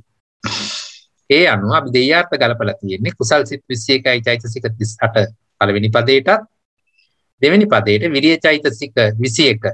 කියන අර කුසල් සිත් 21 යෙදුනා වූ විරිය චෛතසික 21. ඒ විදිහට තමයි අපි දෙයාර්ථ ගලපලා තියෙන්නේ.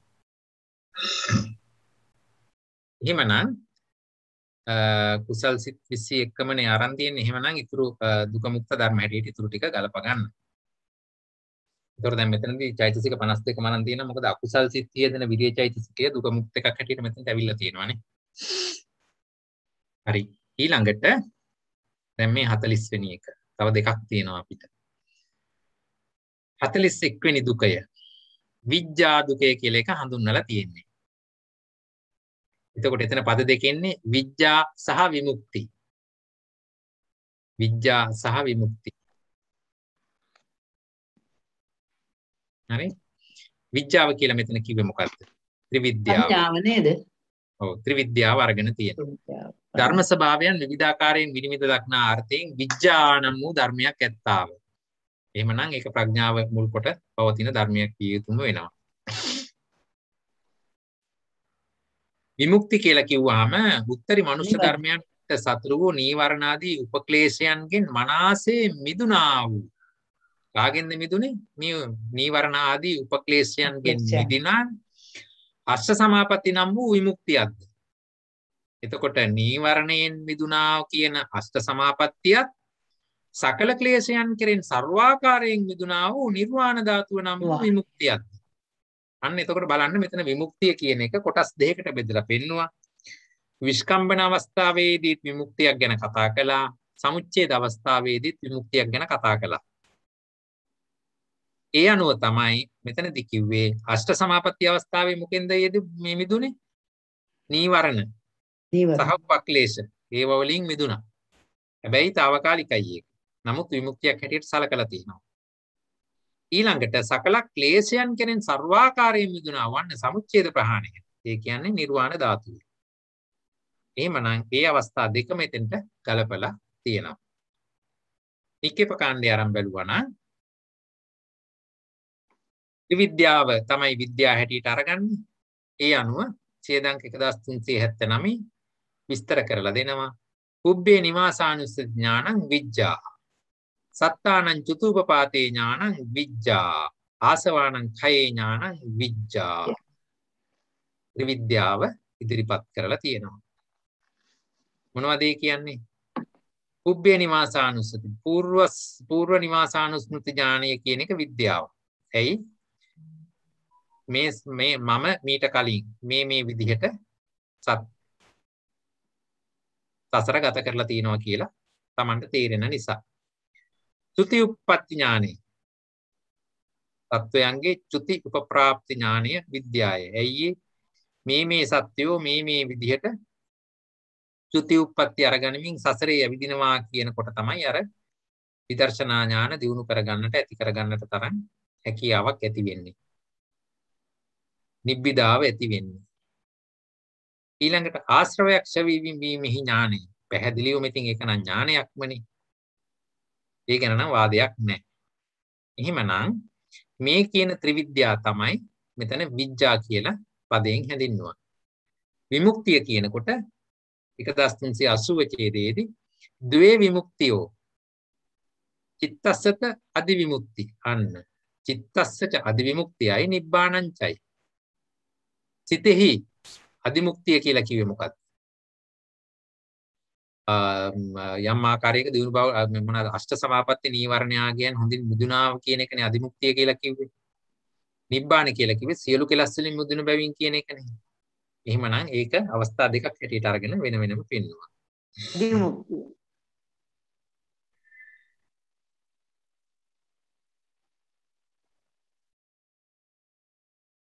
සමාවෙනස. ඔව්. තදංග අවස්ථාව විමුක්තියක් විදිහට ගන්නෙ නෑ. නෑ මොකද ඒක ඒ තරම්ම චංචලයි. අනිත් එක සර් දැන් මේ ආසවක්ඛය ඥානය කියලා එකක් තියෙනවා නේද? ඒ ආශ්‍රව ක්ෂය කරන එක නේද ඒක? ඔව් සියලු ආශ්‍රයයන් ක්ලේශක්ෂය කියලා එකක් නැද්ද එහෙම? ඉතින් කෙලස් කිව්වෙත් ආශ්‍රව කෙලස් කිව්වේ මොනවද? අපි ක්ලේශ කියලා කිව්වා සිත දවන තවන අර්ථයෙන් ක්ලේශ කියලා කිව්වා. සිත මත් කරවන අර්ථයෙන් ආශ්‍රව කියලා කිව්වා. හරිද? ඔව්. එකම ධර්මය දෙපැත්තකින් කතා කරලා තියෙනවා. හරි.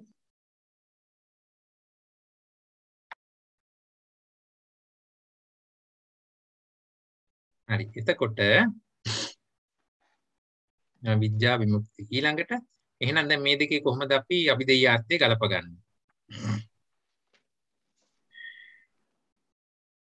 විද්‍යා කියලා කිව්වහම පුබ්බේ නිවාසානුස්සති ඥානය, සත්‍යයන්ගේ චුති උපප්‍රාප්ති ඥානය, ආශ්‍රවක්ෂේනා ඥානය. ඒ කියන්නේ මේවා අපි ලබා ගන්නේ කොහොමද? ආශ්‍රවක්ෂේ ඥානය කිව්වම අනිවාර්යයෙන්ම අරිහත් මාර්ගසිත වෙන්න එපායේ. අනිකුත් දෙක ඇවිල්ලා අභිඥාවෙන් බලන ඒවානේ. එහෙමනම් අභිඥා සිත් දෙකයි අරිහත් මාර්ගසිතයි තමයි අභිධේයාර්ථ හැටියට ගලපන්නේ තත් සම්පයුක්ත චෛතසික 36ත් සමග.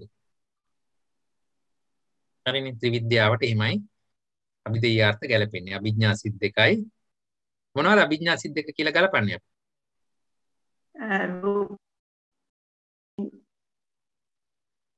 රූපාවචර පංචම අධ්‍යාන. අනේ ඉතින් භාගෙටනේ උත්තර දෙන්නේ. කුසල් සහ ක්‍රියා. රූපාවචර පංචම අධ්‍යාන කුසල සිත සහ ක්‍රියාසිත කියන දෙක අභිඥා සිත් දෙක හැටියට සලකන්නේ. ඒ අභිඥා සිත් වලින් තමයි පුබ්බේ නිවාසානුස්සති ඥානය සහ චුතිපපත්ති හොයාගන්න පුළුවන් වෙන්නේ. එහෙමනම් විමුක්ති කියලා කිව්වහම මහග්ගත කුසල සිත් 9යි මහග්ගත ක්‍රියා සිත් 9යි තත් සම්පයුක්ත චෛතසික 35යි තමයි මහග්ගත හැටියට යන්නේ නිර්වාණ ධාතුව ඊළඟට අරගන්නවා. විමුක්ති දෙකක් ගැන කතා කළානේ. පළවෙනි විමුක්තියේදී මහග්ගත කුසල 9යි මහග්ගත ක්‍රියා 9යි තත් සම්පයුක්ත චෛතසික 35ක් අරගෙන තියෙනවා. නිර්වාණ ධාතුව වෙනම අරගන්නවා. සමානයි දැන් ලෝකෝත්තර සිත් නැද්ද මෙතෙන්ට විමුක්තියට? හොඳ ප්‍රශ්නයක්. පොඩ්ඩක් හිතන්න බලන්න මොකද්ද මේ කිව්වේ කියලා.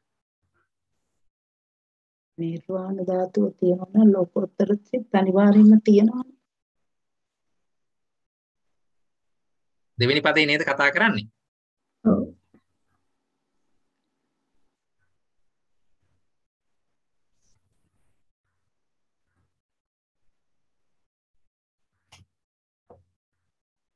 මොකද කියන්නේ ලෝකෝත්තර සිත් අරගෙන නැහැ අභිදේයාර්ථ හැටියට උගුලගෙන නැහැ. නමුත් තියෙනවා. තියෙනවා නිර්වාණ ධාතුව කියනකොට තියෙනවනේ. ඇයි කොහොමද නිර්වාණ ධාතුව තියෙනකොට තියෙන්නේ? නේ නිර්වාණයට යන්න බෑනේ ලෝකෝත්තර සිත් නැත්තම්. එතකොට ඒ විමුක්තිය කියන්නේ ලෝකෝත්තර සිතද? විමුක්තිය නම් ලෝකෝත්තර සිතක් වෙන්න ඕන නේද? එහෙමනම් ඇයි මොනවද මහග්ගත සිත් නෑ මොනවද මං කියන්න ගියේ අඤ්ඤත් ඵලසිත. ඵල සමාපත්තිය කියලා එකකුයි නිරෝධ සමාපත්තිය කියලා එකකුයි ආවේ ඇයි?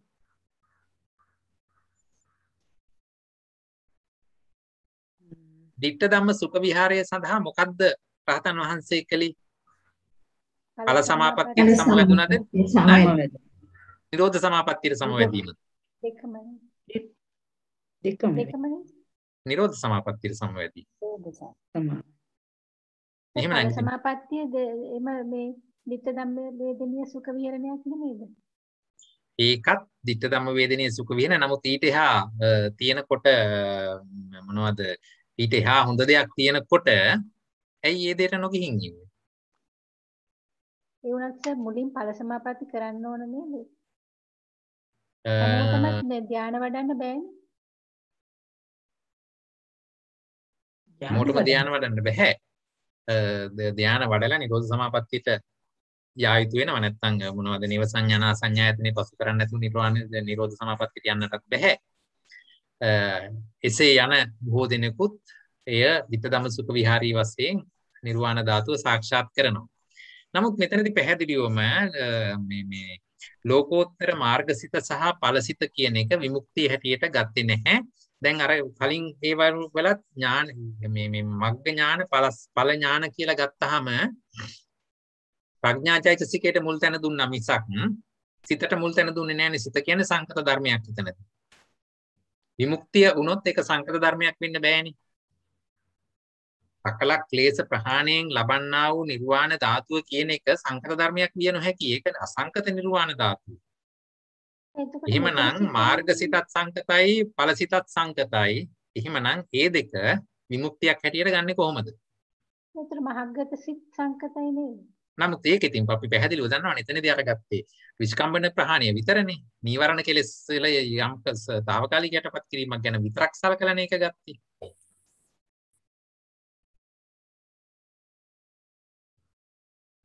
එහෙමනම් නිර්වාණ අසංකත නිර්වාණ ධාතුවම තමයි විමුක්තිය වෙන්නේ. ඒ මිසක් මාර්ගසිත ඵලසිත නෙමෙයි.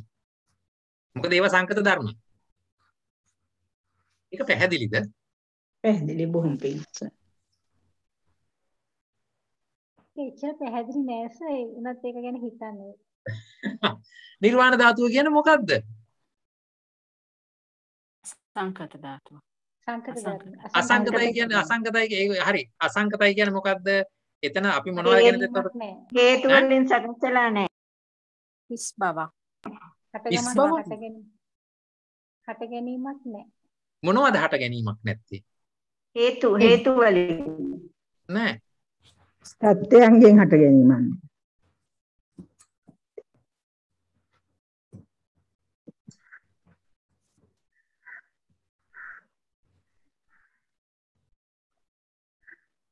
ජාති නිරෝධය කියලා කිව්වේ මොකද්ද? උපත දුක හට ගැනීම නැති කරනවා. මොන දුකද නැති කරන්නේ? මොන උපතද නැති කරන්නේ? හා ඔක්කොම ජාති ජරා ව්‍යාධි ගැනීමක් නෑ. මට දැන් ආපහු ටිකවලට යන්න වෙනවා.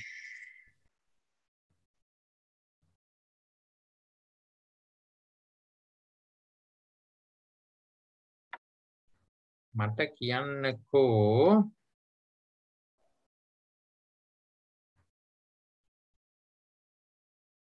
ටිකවල මොකක්ද ඒ ටිකේ කියලා මම මේ මතක් කළේ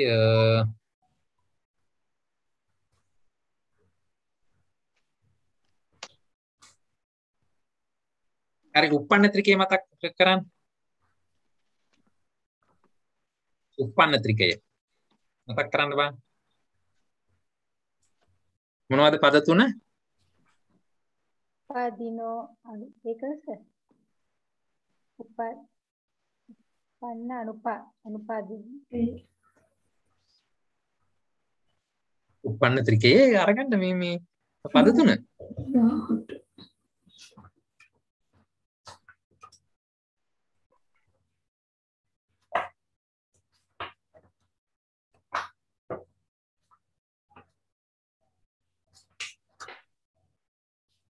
උප්පන්නා ධම්මා අනිත් පද දෙක කියන්න එහෙනම්. පළවෙනි එක උප්පන්නා ධම්මා ඊළඟ පද දෙක කියන්න. අනුපන්නා ධම්මා. තුන්වෙනි පදේ මොකද්ද? උපාදිනෝ ධම්මා. හරි. පළවෙනි පදේට අපි දෙයියාට මොනවද ඇහින්නේ? උප්පන්නා ධම්මා මොනවද ඇහින්නේ? උපන්නා ධම්මා. සිත් 89යි චෛතසික 52යි රූප 28යි. හරි. ඒවා උප්පන්න ධම්ම හැටියට සලකන්න පුළුවන්. අනුප්පන්න ධම්ම කිව්වේ මොනවද එතකොට?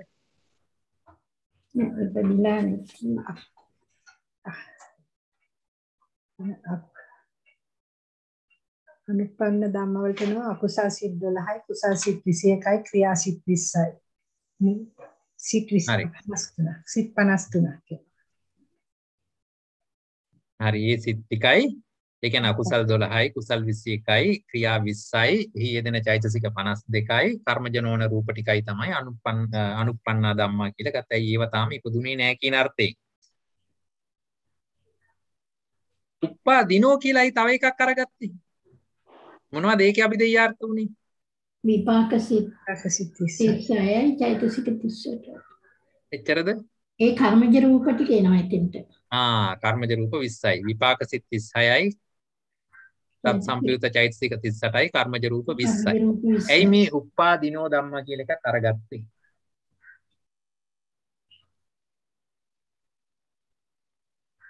නිර්වාණ ධාතුවේදී කොමක්ද සිද්ධ වෙන්නේ? උපාදිනෝ ධම්මා නැති වෙනවා. උපාදිනෝ ධම්මා නැති වෙලා යනවා. දැන් තේරුණාද?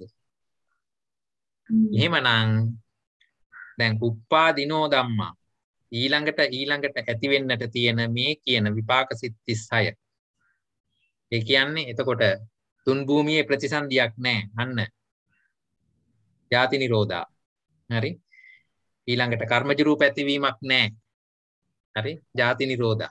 මේ ආදී කොට අරගත්ත ඇති වෙන්නට තියෙන ධර්මවල මොනවද ඒකට කියන්නේ? අනුපාද නිරෝධේනේ. ඉපදිලා නැති වුණා නෙමෙයි. අනුපාද නිරෝධයකුයි නිර්වාණ ධාතුව කියලා කියන්නේ. විමෝක්ෂයේ තියෙන එතනයි. ඒකයි තේරුම් ගත්තේ. මං හිතන්නේ මම මේ ඔයගොල්ලෝ සහභාගී වෙන්න ඉඩ ලැබෙන අය මම තමන් හිතන්නේ තව සති 3කින් දෙකයි සති 2කින් හෝ 3කින් මම පටිච්චසමුප්පාදේ කරනවා පළවෙනි වසරට. අන්නේ පාඩමට ගුවන්නම් සම්බන්ධ වෙන්න බැන්න වීඩියෝ එක හරි අහන්න. මම ඒකෙදී ඔක යම් ස්ලයිඩ්ස් හදලා තිබුණා මට මතකයි. හැබැයි පළවෙනි වසරේ ඉලක්ක කරලා හදලා තිබුණේ. නමුත් බලමු උත්සාහ කරලා විස්තර කරගන්න පුළුවන් වෙයිද කියලා. ඒ විදිහට තමයි එතකොට නිර්වාණ ධාතුව වෙන්නේ. ඒකයි විමුක්ති කියන එකට ලෝකෝත්තර සිත් අරගත්තේ නැත්තේ. ඒක නිර්වාණ ධාතුව විතරක් ගත්තා. හරි. නිර්වාණය කියන්නේ මොකක්ද කියලා දැන් ඔයගොල්ලන්ට වැඩි අවබෝධයක් තියෙන්නට ඕනේ. අර නිකම්ම නිකන් මේ පොඩි කාලේ කතා කරපු දේ තවත් කතා කරන්න බෑ දැන්. ඔයගොල්ලෝ ධම්මසංගණීය තව මට එක දුකයයි කරන්න තියෙන්නේ. ධම්මසංගණීය සම්පූර්ණයෙන් ඉවර වෙනවා. ඉතින් ඊට පස්සේ ඔයගොල්ලෝ මේ ලාමක උත්තර දෙන්න බෑ ඊට පස්සේ හොඳේ. හරි. එතකොට මෙතනදී අභිධේයාර්ථ හරි. එහෙමනම් දැන් මෙතන මොනවද අභිධේයාර්ථ ගැලපුවේ අපි? අභිඥා සිත් 2යි අරිහත් මාර්ග සිතයි චෛතසික 36යි පළවෙනි පදේට. දෙවෙනි පදේට මහග්ගත ධර්ම ටිකයි මහග්ගත ක්‍රියා ටිකයි නිර්වාණ ධාතුවයි අරගත්තා. එහෙමනම් මේ ටික හැර ඉතුරු ටික ඉතින් දුක මුක්ත කියලා ඔයගොල්ලන්ට කල්ප ගන්න පුළුවන් නේ. හරි ඒක අමාරුවක් නැහැ.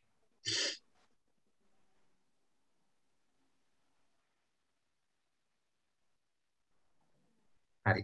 එහෙමනම් සමා වෙනස එතන දුක මුක්ත නිර්වාණය එනවද? අයින්නේ නැහැ. එතකොට අරකේ දුක මුක්ත කියලා ඒකට නිර්වාණය දාලා තියෙනවා. ඒ වැරදිලානේ. සමා වෙන්නේ නෑ. හරි. පැහැදිලිව මේක අයින් කරන්න ඕනේ. එතන දුක මුක්ත හැටියට ඒකෙන් නෑ. ඔහොමින් ටක් ගාලා අයින් කරලා දෙන්න. ඔයද ඒක තියෙන්නේ දැන්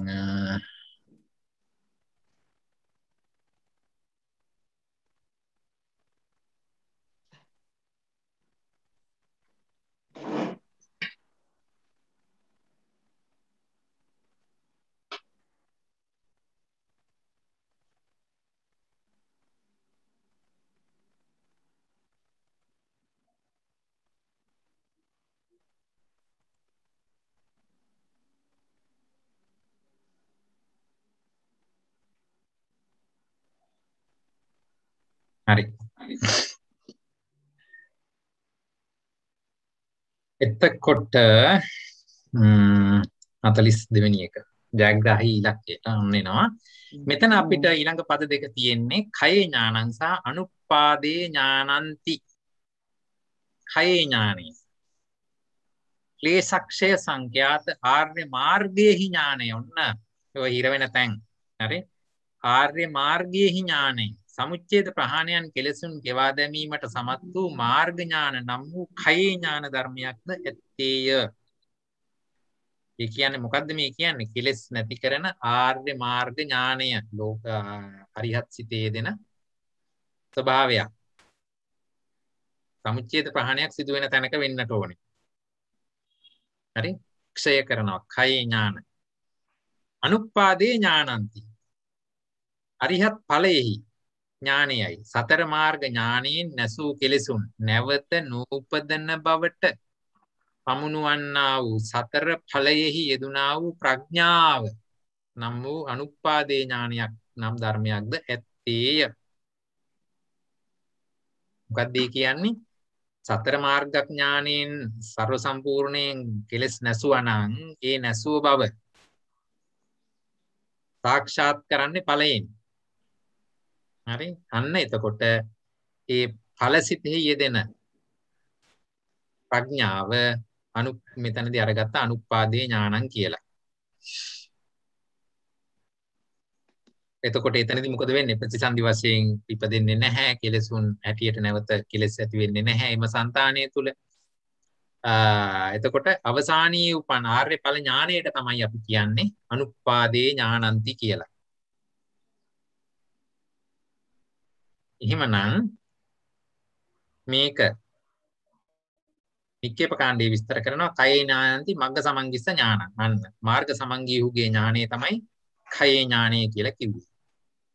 අනුපාදේ ඥානಂತಿ ඵල සමංගිස්ස ඥානං. අන්න ඵලස්තයාගේ ඥානය.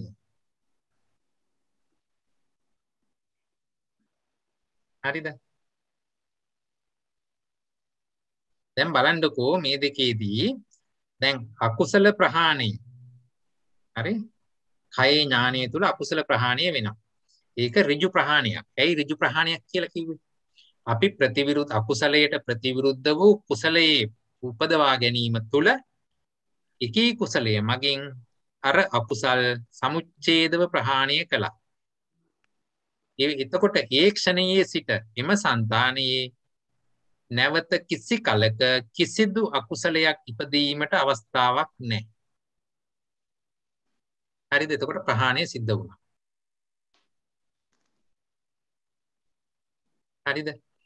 දැන් ඒ ප්‍රහාණය තුල රූප ගැන කතා කරනවා නම් රූප ධර්ම ප්‍රහාණය වුණේ මොනවද? අනුපාද රූප ටික විතරයි. අනුපන්න රූප ටික විතරයි. ඒ කියන්නේ ඊළඟ ප්‍රතිසන්දියක් හැටියට නැවත උපදින්නට තිබුණා නම් යම් ස්වභාවයක් ඒ ස්වභාවය නැති වුණා. ඒ මිසක් Taman මෙතෙක් පවත්වාගෙන ආපු රූපකය නැති වුණාද? එහෙම නැති වුණේ නැහැ.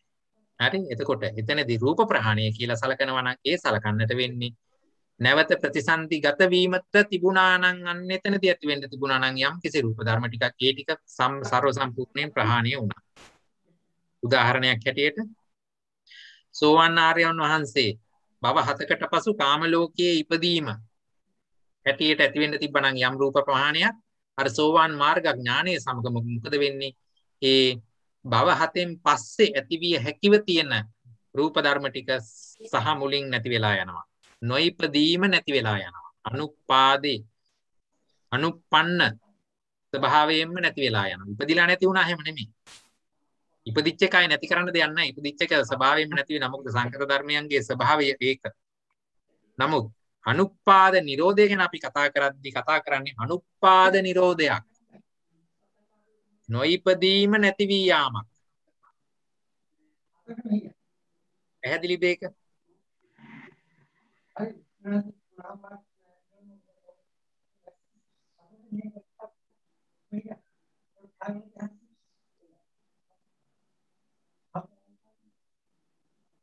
හරිනේ. එතකොට මේ ප්‍රහාණ ගැන සාමාන්‍ය අදහසක් ඔයගොල්ලන්ගේ සිතේ තියෙන්නට ඕනේ. කය ඥානය කියන්නේ මොකද්ද මෙතන? අනුපාදේ ඥානය කියන්නේ මොකද්ද මෙතන? හරිද? දැන් මම මෙහෙම ඇහුවොත් දැන් රහත් වෙනවත් එක්කම සියලුම අකුසල ධර්මියෝ ප්‍රහාණය වුණා. එතනින් පස්සේ එම సంతානියේ එයා කොච්චර කල් තව ජීවත් වුණත් අකුසල සිත් ඇති වෙන්නේ නැහැ. හරිද? එතකොට යම් කිසි හේකින් එම సంతානියේ එම මොහොතේ මේ මාර්ග ඥානය ලැබුවේ නැත්තම් එම సంతානිය තුල තව ඉදිරියටත් අපි හිතමු මොනවා හරි අකුසල ඇති වෙන්නට තිබුණා. එම අකුසල සිත් ඇති වෙන වෙලාවට චිත්තජ රූප ඇති වෙන්නටත් තිබුණා. චිත්ත ප්‍රත්‍යයෙන් රූප ඇති වෙනවනේ. ජවන් සිතක් ඇති වෙනවා නම් ඒ තුල චිත්ත ප්‍රත්‍යයෙන් රූප ඇති වෙන්නට පුළුවන්. චිත්තජ රූප. නමුත් යම් කිසි පුද්ගලයෙක් යම් අවස්ථාවක රහත්ඵල මාර්ගසිත ඇති කරගත්තා නම් ඒ මාර්ගසිත ඇති කරගන්නවත් එක්කම එම సంతානයේ සියලුම අකුසල ධර්ම සමුච්ඡේද ප්‍රහාණය වෙනවා විතරක් නෙමෙයි ඉදිරියට ඇති වෙන්නට තියෙන අකුසල චිත්ත ප්‍රත්‍යයෙන් ඇති වෙන්නට තියෙන යම් කිසි රූප ධර්මයක් තිබ්බනම් ඒවත් ඔක්කොම ප්‍රහාණය වෙලා යනවා. අන්න ඒ වගේ ඉතින් මේක දැන් තේරුම් අරගන්නට ඕන. එතකොට ඒකත් අනුත්පන්න ප්‍රහාණයක් හැටියටමයි යන්නේ. හරි? දැන් අරූප තලයේ ඉපදීම වශයෙන් රූප ප්‍රහාණයක් වෙනවා. නමුත් ඒක తాවකාලිකයි. හරි? ඒ අනුව తాවකාලික වශයෙන් ප්‍රහාණය වෙන්නේ මොන තැන්වලද? සමුච්ඡේද ප්‍රහාණයක් වෙන්නේ. කියන්නේ අනුපාද ප්‍රහාණයක් වෙන්නේ මොන තැන්වලද කියලා හරියට තමන් හිතලා තේරුම් අරගන්න. සමාවෙනස අනාගාමී උතුමන්ට මේ රූප රාග අරූප රාග තියෙනවනේ. අනාගාමී උතුමන්ට රූප රාග අරූප රාග තියෙනවා. එතකොට ඒක දිට්ඨියක් නෙමෙයිද එතන? නෑනේ. රූප රාග අරූප රාග කියලා කිව්වේ තණ්හා මොනවාද? ලෝභ චෛතසිකයේ ස්වභාවනේ. ඒ මිසක් ඒක දිට්ඨි චෛතසිකයේ ස්වභාවය හැටියට සැලකුවේ නෑනේ. ඒ වගේ දේවල් ඇති වෙන්නේ ඒ කියන්නේ මිත්‍යා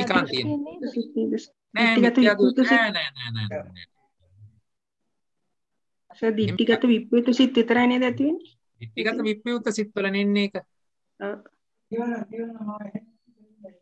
හරි. හරි. එහෙමනම් මෙතනදී අභිදේයාර්ථ එනකොට කය ඥානං කියනකොට සතර මාර්ග සිත් යෙදුනා වූ ප්‍රඥා චෛතසික 4 අනුපාදේ ඥානන්ති කියනකොට ඵල සිත් යෙදුනා වූ ප්‍රඥා චෛතසික 4 පැහැදිලිද ඒක? මෙතන සතර මාර්ගයම අරන් තියෙනවා. මොකද ඒ මාර්ගයේදී ප්‍රහාණය වෙන යම් ධර්මතා තියෙනවා. ඒ ධර්මතා වලට සාපේක්ෂව එතනදී මේ කය ඥානය දකින්න පුළුවන් නිසා. හරිනේ. ඒ අනුව මේක අභිදේයාර්ථ පැහැදිලි. එහෙමනම් දුක මුක්ත ධර්මත් ඒ අනුව පැහැදිලි. සියලුම ධර්ම ටික අපිට අරගන්නට පුළුවන්.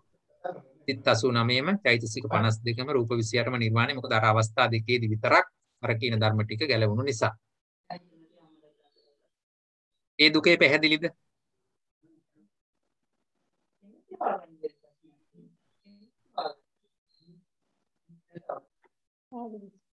සමාවෙන්න උතනින් ඔය කිව්වේ අර අඤ්ඤතා චන්නස්සාමිති ඥානේ ඒව ගැන නේද කිව්වේ අඤ්ඤින්ද්‍රිය අඤ්ඤතා ඉන්ද්‍රිය ඒ ටික නේද? ඔය ප්‍රඥාව කියලා කිව්විස? ඔව්.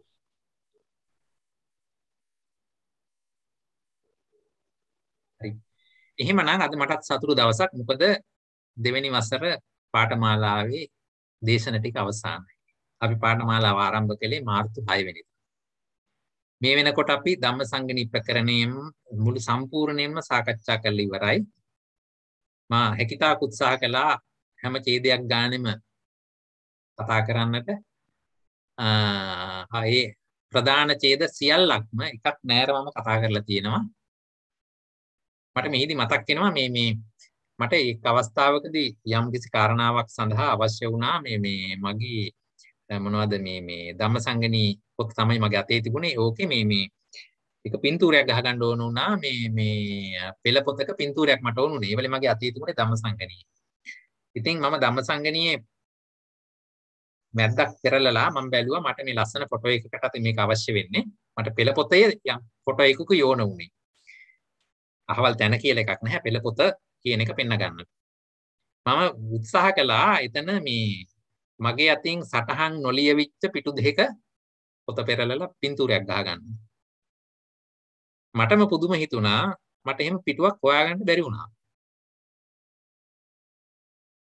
ඒ අනුව ධම්මසංගණීයේ හැම ඡේදයකටම එහෙම නැත්නම් හැම පිටුවකටම මොකක් හරි ඉගෙන ගන්න ගිහිල්ලා මම හොයාගා මම ඒ වෙලේ මට අවශ්‍ය සටහනක් මම ලියාගෙන තියෙනවා. ඉතින් මට ඒකකට සන්තෝෂ හිතුණා.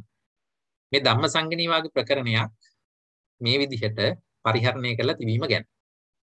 ඉතින් අද මට සන්තෝෂයි ධම්මසංගණී ප්‍රකරණය ඒක අහන්න සූදානම් වූ පිරිසකට සම්පූර්ණයෙන් කියලා දීලා අවසන් කරන්නට පුළුවන් වීම ගැන. බොහෝ තැන්වල දැන් මමත් ඉගෙන ගන්න කාලේ මටත් සුත්තන්ත මාතිකා කරන්න හම්බුනේ නැහැ. ඒ දවස්වල ඒවා කරන්නෙත් නැහැ. මොකද විභාගෙට එන්නෙත් නැහැ කියලා ඒවා නිකන් ගණන් ගත්තෙත් නැහැ. නමුත් මේ ඔක්කොම ටික සහිතව අපිට අවසන් කරන්නට පුළුවන් වුණා. ඉතින් මාර්තු 6 වෙනිදා ඉඳලා අද ඔක්තෝබර් කීයද අද? 17 වෙනිදා නේද? මේ වෙන 16. ඔව්. මේ වෙනකන් මේ ගත කරපු කාලය තුලදී මේ පාඨමාලාව මේ විදිහට කරගෙන යන්නට අපිට උපකාර කළා. ප ဋ ාණ ධම්ම සභාවේ නායක හාමුදුරුවන් වහන්සේ ඇතුළු බොහෝ දෙනෙක් අපිට උපකාර කළා. ජයන්ත රත්නායක මහත්මයා විශේෂයෙන් මතක් කරන්නට ඕනේ. ටික මාතිකා සියල්ලම කිසිම පැකිලීමක් නැතුව බොහොම ලස්සනට විස්තර කළා. එතුමා ලංකාවෙත් නෙමෙයි ඉන්නේ. නමුත් මහරෑ නිදි මරාගෙන හරි එතුමා අපි වෙනුවෙන් ඒ කටයුත්ත බොහොම සාර්ථකව කරලා දුන්නා. එතුමාටත් අනේක වාරයක් අපි පින් දෙන්නට ඕනේ. ඊට අමතරව විශේෂයෙන් මතක් කරන්නට ඕනේ. ප ဋ ාණ ධම්ම සභාවට සූම් තාක්ෂණය තිබුණේ නැහැ. අපි හැමෝම ඒ තාක්ෂණය දැනගෙන හිටියේ නැහැ. නමුත් කොරෝනා නිසාවෙන් අපිට ඒ තත්ත්වයට බලහත්කාරයෙන් හරි යන්නට සිද්ධ වුණා. ඒ වෙලාවෙදී අපිට සූම් තාක්ෂණය ඉතාක්ෂණිකව අරන් දීලා හි මුදල් පිරිවැය දරමින් ඒක අරගෙන අපිට වෙන්න මේ පාස්වර්ඩ් එක දාලා දැන් ලොග් වෙන්න මහත්තයා කියලා කියන තරමටම ලොකු උපකාරයක් ජයන්ත රත්නායක මහත්මයා අපිට කළා.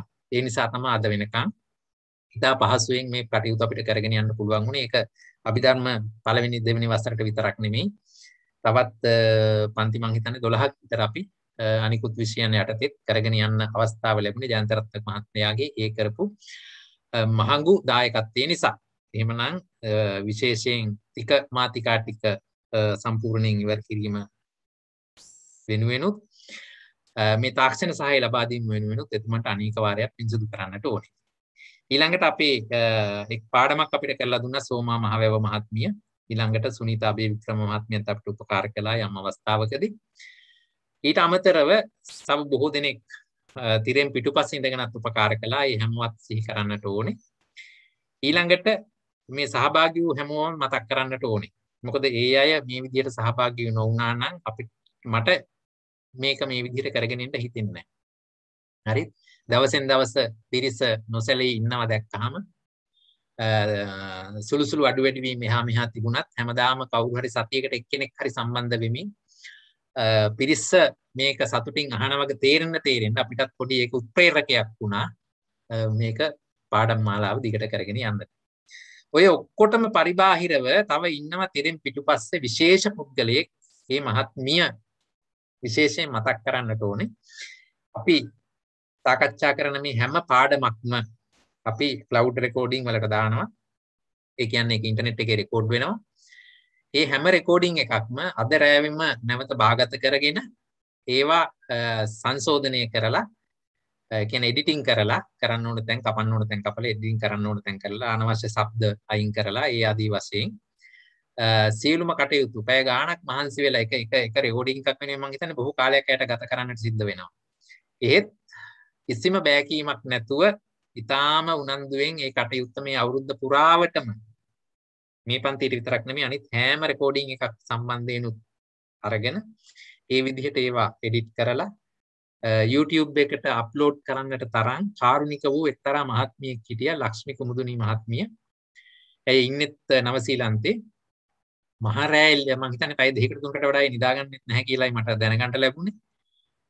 ධර්මයේ වෙනුවෙන්ම කැප වෙලා අපිට කරපු උපකාරය වෙනුවෙන් අනේක වාරයක් පුණ්‍ය අනුමෝදනා කරන්නට ඕනේ.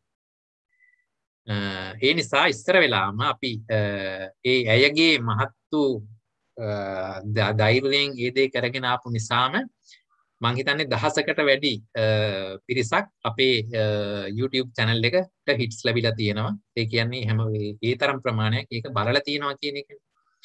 එහෙමනම් ඒසා මහත් වූ කුසලයක් ඒ දහම් සාකච්ඡාවලට සහභාගී වෙන්නට අවස්ථාව ලැබුණේ ඒ ලක්ෂ්මී මහත්මියගේ තිබිච්ච අප්‍රතිහත ධෛර්යයෙන් ඒ වැඩේ නොපිරිහෙලා කරපු නිසා. එහෙමනම් අපි පළමුවෙන්ම ඇයට සාදුනාදයක් දීලා පුණ්‍යානුමෝදනා කරමු. ඒ කරපු මහත් සත්භාවය නිසා. සාදු සාදු සාදු. ඊට අමතරව මේ මෙතෙක් මේ වසර පුරාවට මේ කරගෙන ආපු පන්තිය ගැන මේක අදින් මම අවසන් කරන්නේ තව ඉදිරියේදී 2021 මේ වසරේ මුලත් පැවැත් වූ විභාගයේ ප්‍රශ්න පත්‍ර සාකච්ඡාවකුත් තව පසුගිය ප්‍රශ්න පත්‍ර කිහිපයක් අපි සාකච්ඡා කරපු ඉදිරි දවස්වලදී ඊට පස්සේ පන්තිය අපිට නතර කරගන්න පුළුවන් වෙයි. ඒ තාක් මේ තාක් දැනට පන්තියදී නතර වුණත් මට කමන්නේ දේශන ටික අවසන් නිසා.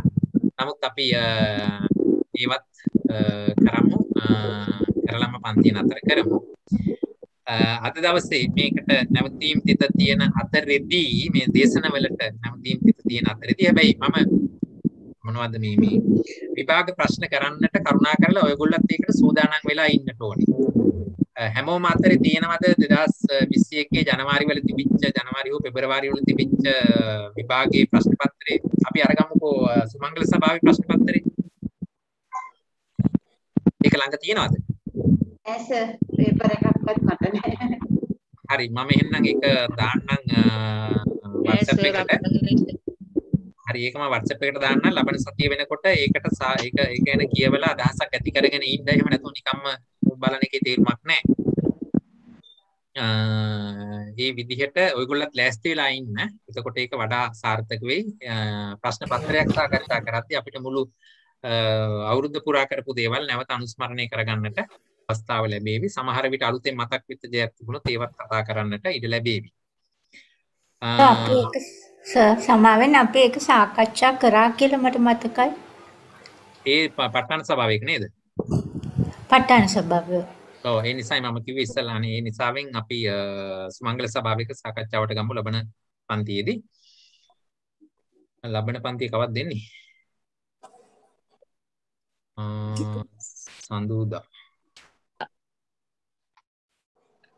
සඳුදා මොකද්ද වෙන්නේ? හරි සඳුදා අපි බලමු පහමාට පටන් අරගෙන ඒක කරගෙන යන්න බලමු. ප්‍රශ්න කීපයක් හරි සාකච්ඡා කරන්න පුළුවන්. හැබැයි ඔයගොල්ලොත් ලෑස්ති වෙලා ඉන්න. ඊට අමතරව ඔයගොල්ලන්ගෙන් එක්කෙනෙක්ට අවස්ථාව දෙන්න පුළුවන් විනාඩි 2ක මොනවා හරි අදහසක් තියෙනවා නම් ඉදිරිපත් කරන්නට. පන්තිය පවත්වපු ආකාරය ගැන ඒක ඔයගොල්ලන්ට ප්‍රයෝජනයක් වුණාද නැද්ද කියන එක ගැන ඊළඟට වෙනත් මොන හරි අදහසක් තියෙනවා නම් ඊළඟට ඉදිරි පන්ති අපි සාකච්ඡා කරද්දී කොයි විදිහටද වෙන්න ඕනේ කියන එක වගේ දේවල් ගැන පොඩි අදහසක් ඉදිරිපත් කරනවා නම් අවස්ථාව තියෙනවා. සර් මම පොඩ්ඩක් කතා කරන්නම්. මම විනාඩි දෙකයි දෙන්නේ. සද්දා. ඉතින් මේ පන්තිය ගැන නම් මගේ ලොකු මේ පැහැදීමක් තියෙනවා. මම පුළුවන් අයට මම මේ සර්ලගේ identity number එකයි ඔක්කොම දීලා තියෙනවා අහන්න කියලා. ඇත්ත වශයෙන්ම වෙනද අපි විභාග වලට ලිව්වේ කිසිම දැනුමක් නැතුව දැන් මට හිතෙනවා මහත්මයලා කියලා දෙන ඔක්කොම කට්ටිය ඉතාම හොඳින් කියලා දෙනවා. ඇත්ත වශයෙන්ම ලොකු ගෞරව සම්පයුක්ත මේ එකක් තියෙනවා පිළිගැනීම මගේ හිතේ බොහෝ අයට මේ දෙන දාණය නම් ධර්ම දාණය උතුම්ම දානයක් කියලා. ඒ වගේම මම කැමති ප ဋ ාණ සභාවට අපිට යම් කිසි උදව්වක් කරන්න පුළුවන් නම් මගේ හිතේ තියෙනවා උදව්වක් කරන්න මොනවයින් හරි මුදලෙන් හරි මොනවයින් හරි උදව්වක් කරන්න පුළුවන් නම් මගේ යාළුවෝ ටිකක් ඉන්නවා එකතු කරගෙන මම ඒ වගේ පින් කරන අය අපි ගොඩාක් වෙහෙර විහාර හදන ඒවට ත්‍රිපිටක පොත් පූජා කරන්න මගේ යාළුවෝ ටිකක් ඉන්නවා ගිහි කල ඉඳලා හිටපු. ඉතින් එහෙම උදව්වකුත් කරන්න පුළුවන් මට. ඉතින් එහෙම උවමනාවක් තියෙනම් මහත්මයා අපිට කියන්න මහත්මයා ඊයේ මට ප්‍රශ්න පත්‍රات විභාග දාලා තිබුණා. ඉතින් බොහොම හොඳයි මහත්මයා. මේ වැඩසටහන මම හිතන්නේ මේ Zoom එකේ අපි ලැප් එකෙන් ගන්න උපරිම ප්‍රයෝජන ගන්න පුළුවන් හොඳම වැඩසටහන. දැන් අපි සමහර වෙලාවට මම බොහෝ මුදල් ගෙවලා මේ ලැප් එකෙන් ඉගෙන ගන්නවා. ඒ ඉගෙන ගන්නකොට ඒ ඉගන්නන වෙලාව විතරයි අපිට බලන්න පුළුවන් වෙන්නේ මොන හරි ප්‍රශ්නයක් වුණොත් පස්සේ බලා ගන්න. දැන් මේකේ Zoom එකෙන් අරගෙන මම රෑ 10ට 12ට හරි වමනාදේ බලා ගන්න පුළුවන්. ඉතාලම වටිනා වැඩසටහනක් කියලා මම අගය කරනවා. ඒ වගේම මහත්මයාලාට මේ නිවනින් සැනසෙන්න අපි සියලු දෙනාට මේක හේතු වාසනා වේවා කියලාම ප්‍රාර්ථනා කරනවා. සාදු සමා වෙන්න සර්. මේ මහත්මිය කියපු සියලු කාරණා අපි අනුමත කරනවා. ඔබතුමාට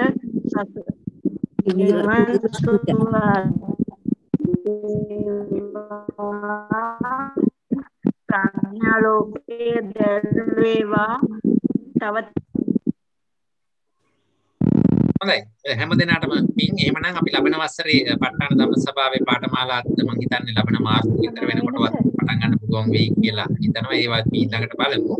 එහෙමනම් ලබන සඳුදා නැවත හමු වීමේ බලාපොරොත්තු වෙමින් ප්‍රශ්න පත්‍ර සාකච්ඡාවක් සඳහා අපි අදට පාඨමාලාව අවසන් කරමු. සමාවෙන්න. ඔව්. විභාගේ විභාගයේ දැනට මේ සුමංගල සභාව විභාග නම් අනවුන්ස් කරලා තියෙනවා නේද? මේ මේගොල්ලෝ අයදුම්පත් හැදවනවා. ප ဋ ාණ සභාවත් ඉදිරි සති දෙක තුන ඇතුළත ඒ ගැන තීරණයක් අරගනි කොයි කාර්ය කරනවද කියලා. ඒ අනුව යෙදෙන විදිහට අපි ඔයගොල්ලන් දැනුවත් කරන්න. හැම විභාගයකටම ඉදිරිපත් වෙන්න කියලායි මගේ නම් ආරාධනාව. සම්බන්ධ වෙලා බලන්න. හොඳයි එහෙමනම් සරණයි මහත්තයා සුමන රතනහාමුදුරුවෝ කතා කරන්නේ.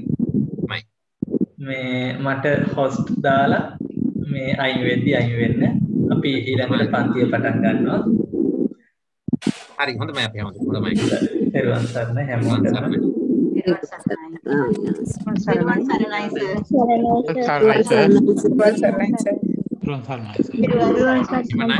හැමදෙනාටම තෙරුවන් සරණයි.